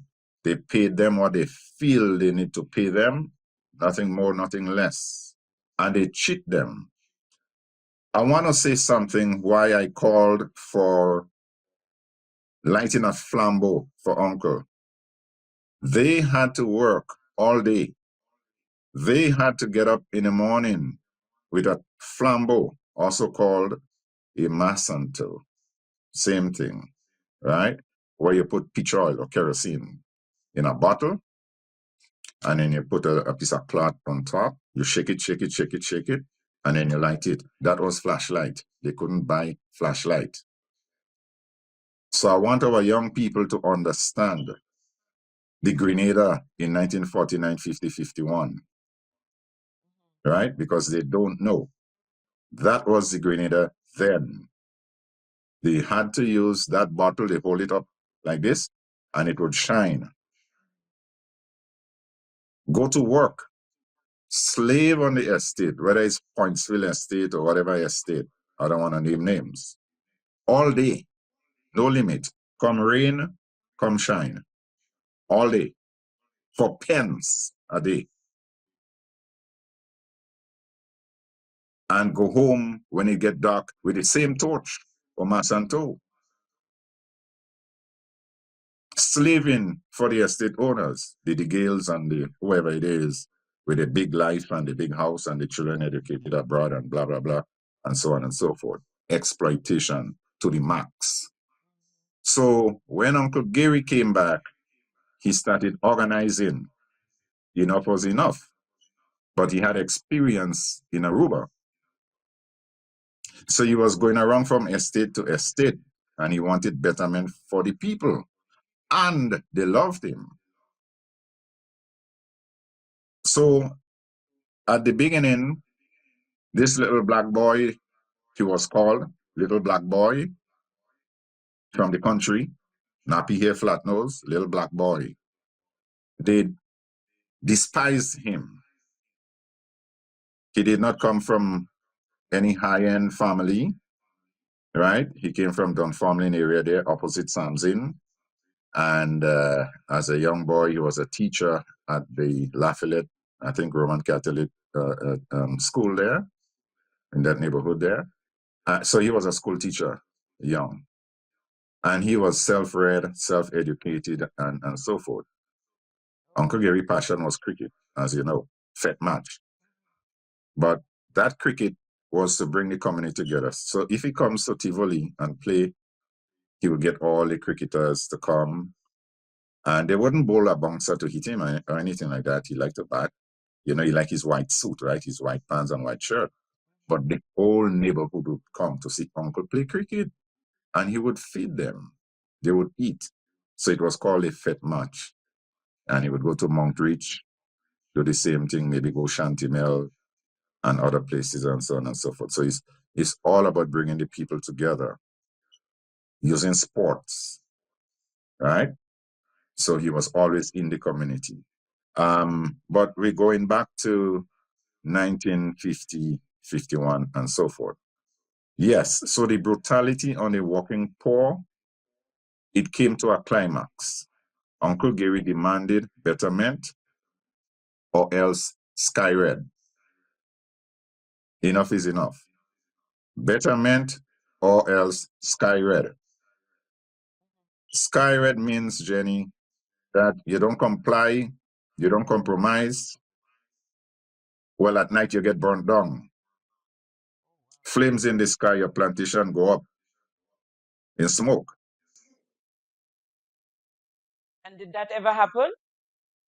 Yes. The workers had enough of being exploited. The parents were enslaved. And after slavery, they still were exploited and they had nothing to show for it except hard work and death. A life of misery and poverty and death. Nothing. While the estate owners or the plantocracy lived a good life, exploiting them with no way out. Enough was enough. Sky red. So what happened was when push come to shove, a lot of the estate owners ran back to England or wherever, right? And they left what is called overseers. We call that overseers. That's where it came from. And under the overseers would be drivers. They were the worst ones, right? Because, well, I'll get to that in a minute. So Uncle Gary demanded a 50% pay increase. Just imagine you getting a 50% pay increase right now. Sugarcane workers, even people doing banana and cocoa, I think they get 25%, something like that, either or, right? But you have to pay not 5% or 10% interest. No, 25 minimum, and for the hard labor, 50% pay increase immediately. Well, they fought, sky red. Eventually, they got the message. They compromised and they gave Uncle Gary every living thing he asked for, and the poor people were happy. Well, that is when he really became Uncle Gary. You can't touch that man, right? Because he fought for the poor. I don't want to tell you who was on the side of the exploiters. I'm going to get into that in a minute. So when push came to shove, they tried to sabotage. They had Uncle Gary arrested. The British came down with a battleship. They could have made him swim to Liver or something. They brought him back Carriacou. Well, he was almost, you could call it he was a dead man, right? Like they do most of the African, freedom fighters or, people that are nationalistic in the point of view. But for some strange reason, they did not kill Uncle Gary. And they brought him back because more plantations were being burnt down. And they asked him to please calm the situation down, go around the country and speak to the workers. They would get their demands. They would get their pay increase. And Uncle Gary said he want task. Instead of enslaving the poor people from morning with a masanto till night, give them a task. If you could do your task, whether it's how many rods, they used to get a bamboo rod and they measure how many go this way, how many go that way, square or rectangular, you got to cut that, right? You work on the estate. When you finish, you could go home, you get paid for your day work.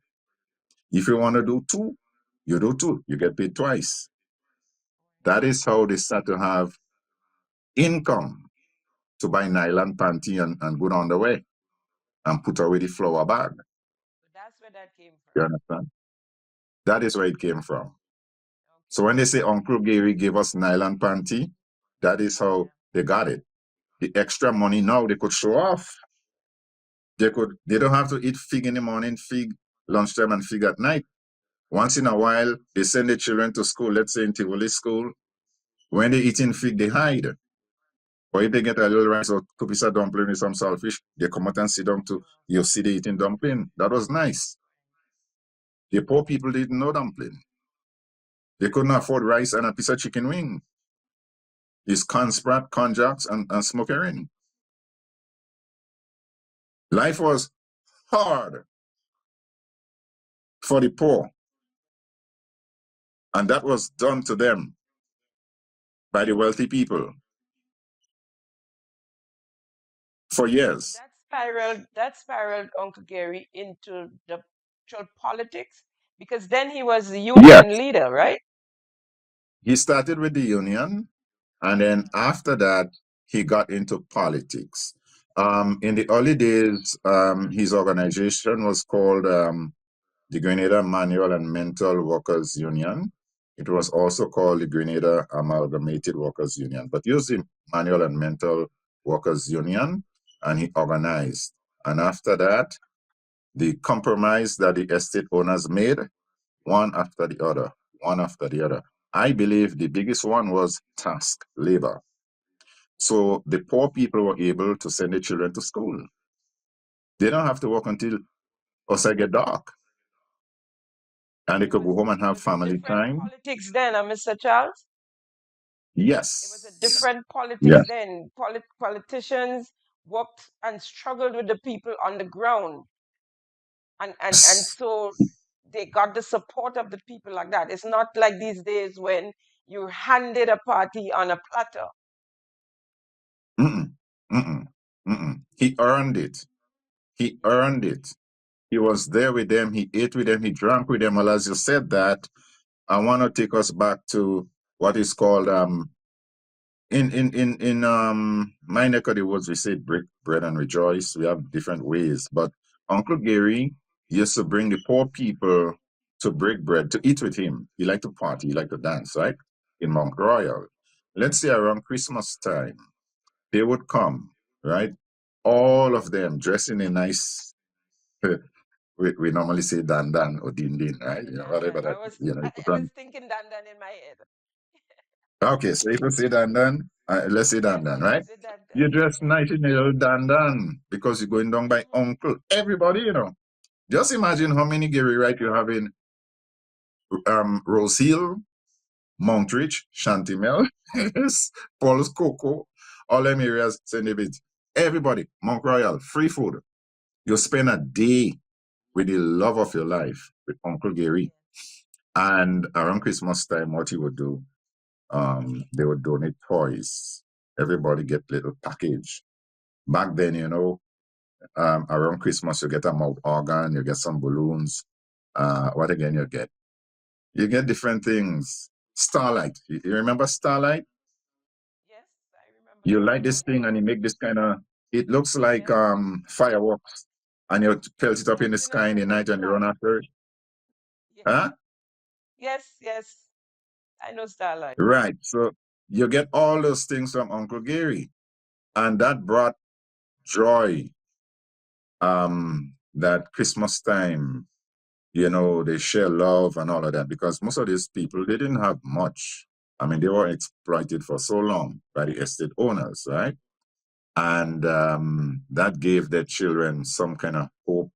At least they have a nice something. They could blow them out organ. They could play a little guitar, whatever little toy they get from going to Mount Royal and even clothing. Uncle Gary would make sure, you know. So this people don't talk about those things, right? He was a man of the people. They don't talk about that. They never want to talk about that. So that was good. So he fought and he got all these concessions from the plantocracy. That was the first successful revolution in Grenada,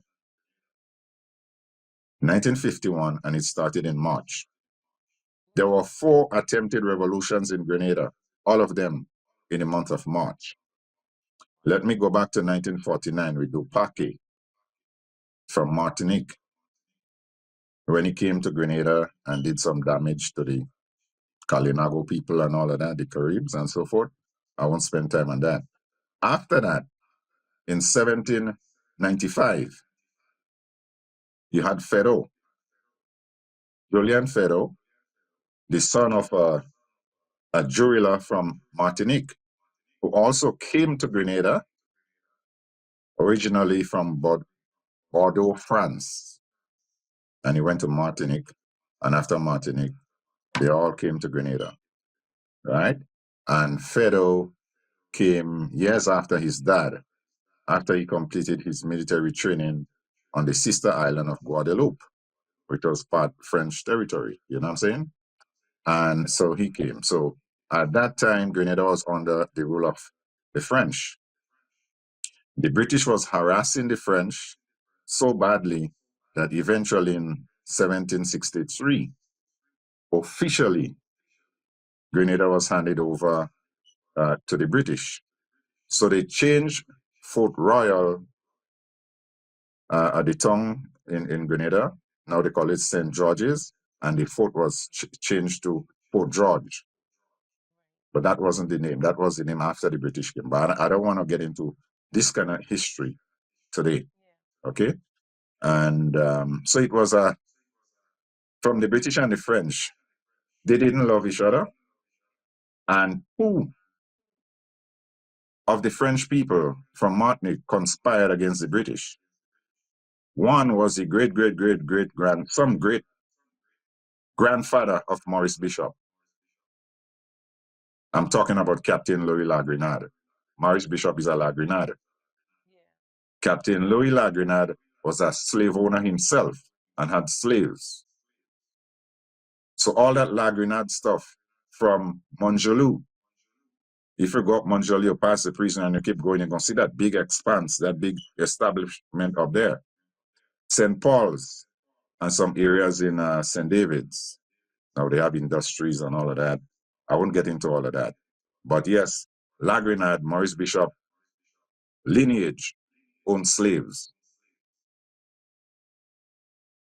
Leave that for now. So they conspired against the French, against the British. And in 1796, Lagrenade backstabbed Fedo. After he had already defeated the British, all Lagrenade had to do is to just finish off, the fort, the tongue of St. George, the few remaining British. But he cut a deal with the British and backstabbed Fedo. So that is how we lost about 8,000 Negro, French Negro, Creole, who fought. Some fought on the side of the French, some fought on the side of the British. A lot of black people were murdered or massacred in what is called the Market Square in St. George. They say the drains were filled with blood. Who were not hanged was slit, the throat. We don't want to get into all of that, right? Just because of one backstab. We never know what happened to Fedo to this day. Leave that alone. But that revolution, Fedo Revolution, started also in March. The Gary Revolution started also in March. And of course, the PRG in March 1979, later when they overthrew Gary. So if we go back in time, 4 major events in Grenada's history all took place in the month of March. The first successful and most important would be the Gary Revolution that liberated the poor people from the plantation. Now they had dignity, they had a sense of worth, a sense of value, right? They were not ashamed of the clothing they wear. They could buy something nice and pretty. They could eat chicken wing and fried rice and whatever they want to cook, right? They could buy flour and make dumpling instead of eating fig in the morning, fig lunch, and fig in the evening, right? Life changed. They have galvanized on the roof, not cane straw. Take us to the struggle for independence now. Right. So after defeating the plantocracy, there was a blowback. Gary had a bullseye on his back. They want him dead. In fact, 3 of Gary's supporters were massacred in the area of Latant, St. David's. They were pushing back.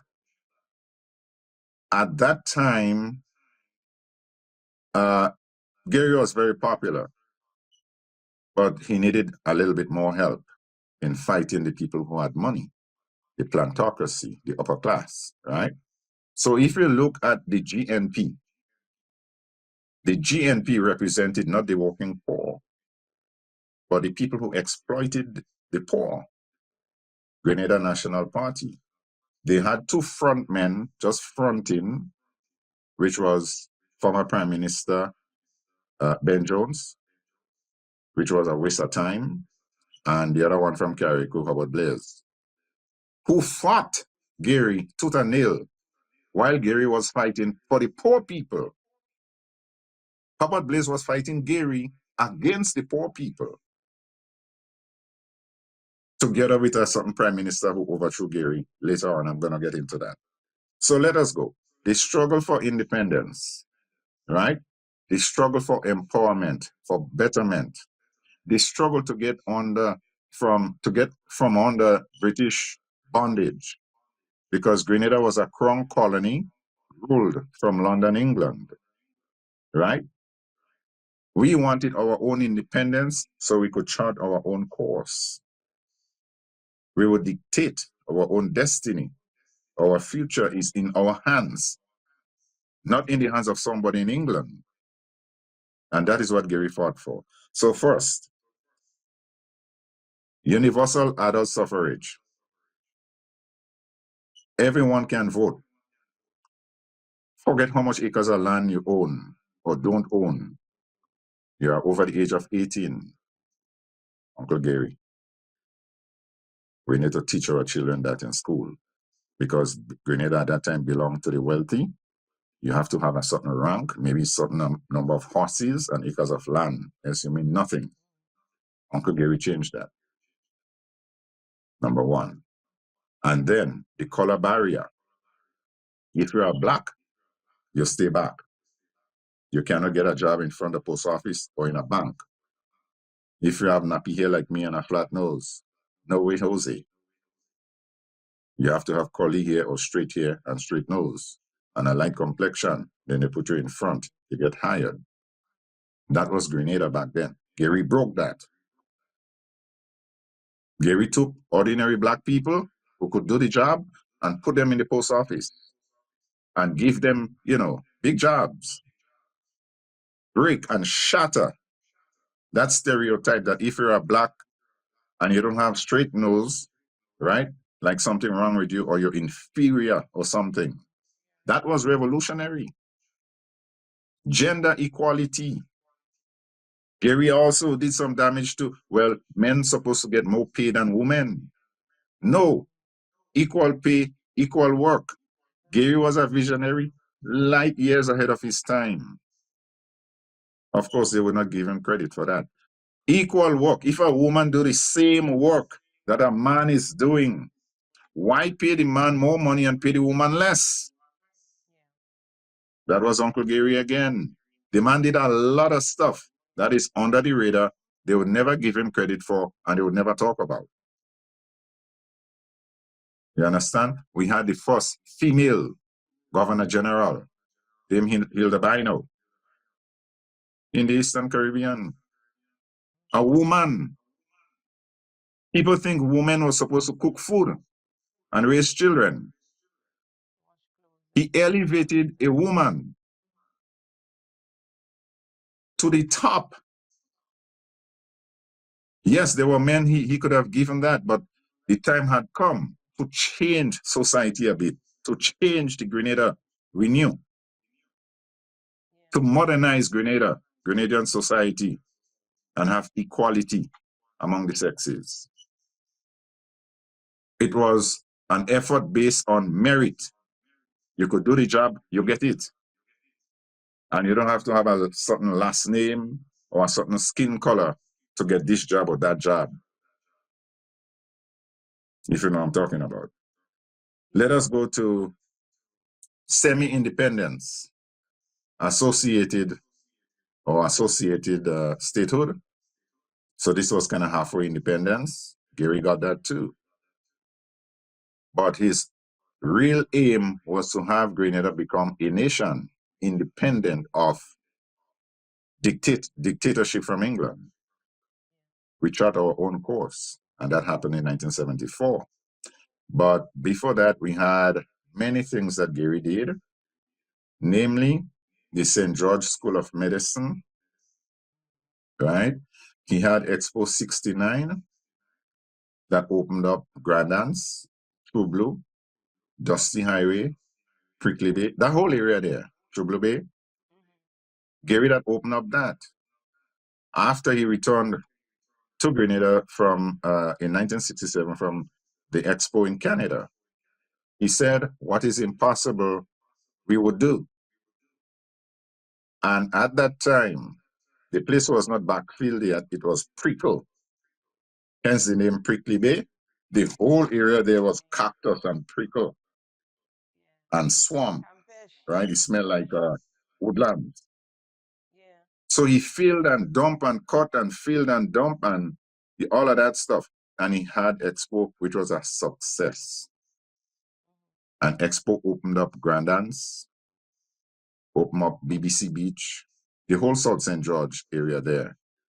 Expo 69 is responsible for that. And I already talked about the School of Medicine contributing about 35% of Grenada's GDP. We should say thank you.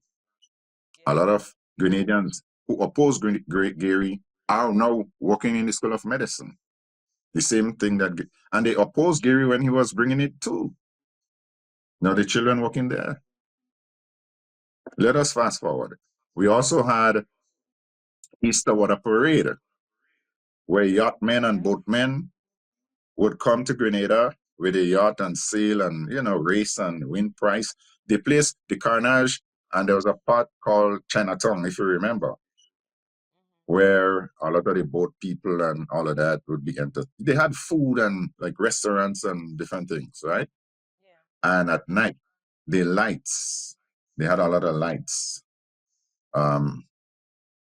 light up the whole carnage area and all of that, like a Christmas tree. It was pretty. It was a nice thing to see. But a lot of people came to Grenada. They loved the hospitality. They returned again. And he put Grenada on the map. Okay? So they don't talk about those things. They would never talk about the positive that he did. So when you add, what impact did it have on Grenadian economy? Well, you cannot quantify it because it's Gary that opened up Grenada to the world. Then we had Miss World, Jennifer Hostin, a Grenadian, the first Black Miss World. They blame Gary for that. Blaze and Ben Jones. They say he thief. He work OBR. He was a judge. Instead of supporting your own and say, yes, you are proud that a Grenadian is named Miss Universe or Miss World, they condemn Gary and attack him for bringing a Grenadian there who won. Just imagine the mindset of these people, right? So eventually, leading up to independence now, they did not want Grenada to become independent. They wanted Grenada to remain under British or, stay a crown colony or something, I don't know. So they sabotaged Grenada. That was payback time for Sky Red. And they sought the help of arsonists to burn buildings in St. George's, consistently burn down buildings in St. George's. I won't say the pleasure, but during my time at Richmond Hill Prison, when I was detained, I met one of the chief arsonists. He was talking how he used to burn the places down, and I want to explain because somebody might want to do that too, and get away with it. I knew exactly I didn't know him. I think he was from the western side, Guelph side, or Grand Roy, or someplace like that, kind of half Indian guy, missing a tooth. I know his name, everything, but I'm not gonna say it here on your show. And but they put him in jail too, right? And they did a lot of mischief. Then they resorted to sabotage, shutting down the docks so food couldn't come in, right? Boats would not get loaded up, right? And then they start sabotaging the electric, plunging St. George and other areas in darkness. They did every trick in the book. That's where it came from. That is where it came from. So it was payback time. We got independence in darkness. I've always in heard darkness. That. Yeah. Yes, they had to light a masanto or a flambeau. And then some persons who had cars turned the car on and put on the light. So you could have some light at night in St. George's. So this is why I call for folks in the area of Dunfermline to just honor the memory of Sir Matthew Gary. If they could congregate, maybe do a little, not job, but whatever, drumming or whatever the case might be, light a little flambeau. But if they really know the life and work of Sir Matthew Gary, they would be ashamed that they oppose, even me too, when I learned all of that, right? But again, as you said, ignorance have no virtue, right? When you don't know, you don't know. And a lot of people don't know, and they don't know that they don't know. Yeah. So whatever they feed them, Gary did Obia. I used to say it too. He did Obia because that Jennifer Hostin Obia, she won Miss World. Just stupidness, stupidity. If you want to be a leader of Grenada, and Grenada, just like other African countries or wherever it is, want to become independent of England, you're going to sabotage Grenada because you don't want Gary to get us independence. You rather we stay exploited by the crown. And who was the main opponent of Gary, who did not want Grenada to be independent? No other than Maurice Bishop. He was the leader. Maurice Bishop, Ben Jones, and Hubert Blairs. How you could love your country, but you want your people to suffer under England? Yeah. Is that love? You cannot have it both ways. So we have to educate our people. We cannot remain dumb forever. We have to educate our people. This is where I'm calling for whatever celebration we're going to have, we need some education too. You cannot celebrate independence, but you would not talk about the struggle for independence and why, the why behind independence. Yeah. You would not talk about those who block or sabotage or did everything in their way to make sure we don't get independence. You cannot have it both ways. We could say, yes, we celebrate, we're independent right now. But how was it? Who did it? It wasn't easy. There were many attempts on the life of Gary. And when they couldn't take out Gary, they took out Belma. I'm not getting into In it. the interest of time, Mr. Charles, can you take us to that, if it's a week, a few days, right down to the day, the 7th of February? Yes. So the night, as I said, they shut the St. George's electricity grid down, and there were a lot of protests leading up to independence. When Gary returned on Paul's Airport, they did not build Point Saline at the time. Well, of course, Ben Jones has nothing better to do, and Hubert Blairs, all of them, the whole opposition, which was particularly the GNP, but the GNP at one point had merged with the Jewel movement and the UPP under Winston White, the United People's Party. So Maurice Bishop at the time was leader of the No Jewel movement, and of course the GNP. They even had an election together. It's called the Alliance, and Gary still beat them. So they realized they couldn't take out Gary by the vote or by the ballot. They're going to have to take him out by the gun. So independence was fraught with strikes, demonstrations. They were using school children, busing them down from McDonald College in Sotheby's and different places, to come and demonstrate against Gary. They don't even know what they're demonstrating against, because Gary is the same person that liberated maybe the grandparent or the parent from the plantocracy. Just stupidity. But whatever they could do, block the place, block the docks, don't ship out banana, don't, whatever it is. So hence the reason you had a buy right incident. And some of the other stores, when they stopped selling food to the poor people in town, and a lot of folks from River Road went in and decided they're going to loot. Do you remember the looting? Yes, I remember that.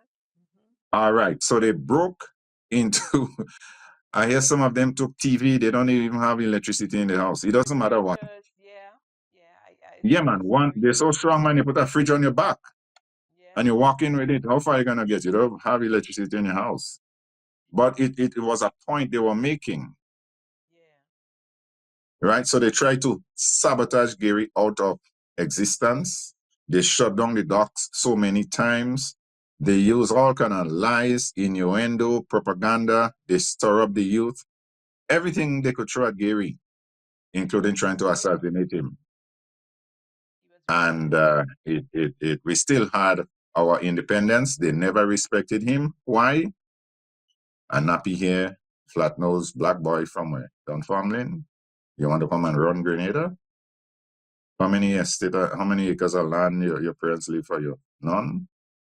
You know, your skin, you have too much melanin and your nose flat? No. You want to run Grenada? Can't happen. So that was then. We got independence, and the rest is history. Well, of course, 1979, they succeeded, and Gary was overthrown. So if there's any question you would like to pose, I know we can't talk about everything, so I kind of yeah. Well, you got it right to the point that I wanted it to hear about, and so I have no questions actually. It was well put together. I'm quite sure the young people and some older folks as well was happy to get some of that history of why we are celebrating tomorrow this great day, February 7th. Yes. I know no man is perfect, and I'm sure there were ills when it comes to Sir Gary, Uncle Gary. Yeah. But of course, there are so many good, and so we need to talk about the good as well. I appreciate that, and I want to tell you, Jenny, anytime. And that's what this is about today. With you talking about the good he did, the liberation, he liberated our people, and got us to this point where we can celebrate independence. And it's a big thing for us. Yeah, we bring in drones and richest man in the world and all of that. Yes, this is true. And one thing I can tell you, I touched briefly on meeting the people, going and play fet match just to meet the folks in the community, especially the poor who may not have a bus or a car to come down to him or can't afford to pay, to go down Mount Royal. He would go to different villages. But Gary built housing schemes for the poor. Yes, he did. Gary gave lands to the landless. Gary gave scholarship, including me, even if I turned it down when I went to McDonald College. Gary built houses for poor people for free. Forget housing schemes. Poor people in my neck of the woods, right next to Tivoli School in Tivoli, built without with not a cent. Just here is a house. They don't talk about that. They don't talk about that. You only hear Mongols gang and all of that stuff. I want to give you a few seconds to wrap up. Give your final thoughts on our independence and where we are today, and maybe what we should be doing going forward. Yes, I would say that number one, I want to ask everyone to have a good independence, enjoy our independence, learn your history, and celebrate all of us becoming a nation. Out of many, we became one. Out of many, we became one. Let us look back at what Grenada was back then, 1940, 48, 49, 50, and let us look back at the changes Gary made in uniting us as one people, one nation, right? I would leave it there. Do not let the propaganda and stuff get into your way and blind you, from the good Gary did. Don't do that. Be objective and be truthful and let the chips fall where they may. God bless you, Jenny, and God bless all Grenadians. And you can always call on me again anytime. Thank you so much. We would appreciate to have you back sometime to continue the history of Grenada. Thank you. You're most welcome. The folks, the operative word here being celebrate. Let us celebrate. We were told recently that we couldn't play amplified music and we couldn't have fun on Independence Day. And it's definitely something we need to celebrate and not dictate it to what we can and cannot do on that day. But when people in struggle with the people from the ground and knows nothing about the hardships and the people and what they struggle and how they got to this place where we are today, it's difficult for them to understand it. It's difficult. And so you can probably give them a little pass sometimes, but we will not be dictated to when it comes to celebrating our independence. We would not be, if I alone get to the streets, I would go, but we would not be dictated to as to our celebrations. And of course, we have to start thinking about our Heroes' Day as well, and let it be a celebration, not a solemn day. If we're celebrating our heroes, why are we solemn? Huh? Folks, we'll take a break here and come right. Thank you for tuning in to Simon Says. To ensure that you never miss an episode, click subscribe and make sure to turn on the notifications by clicking on the notification bell icon. See you at the next episode. And so, folks, that's a wrap on today's episode of Simon Says. It's always a pleasure conversing with you, keeping them honest. Thank you for viewing Simon Says for yet another episode where facts come first. I'm your host, Jenny Simon. See you next week, same time, same place. Happy Independence to you all. Have a good one. Thank you for tuning in to Simon Says. To ensure that you never miss an episode, click subscribe and make sure to turn on the notifications by clicking on the notification bell icon. See you at the next episode.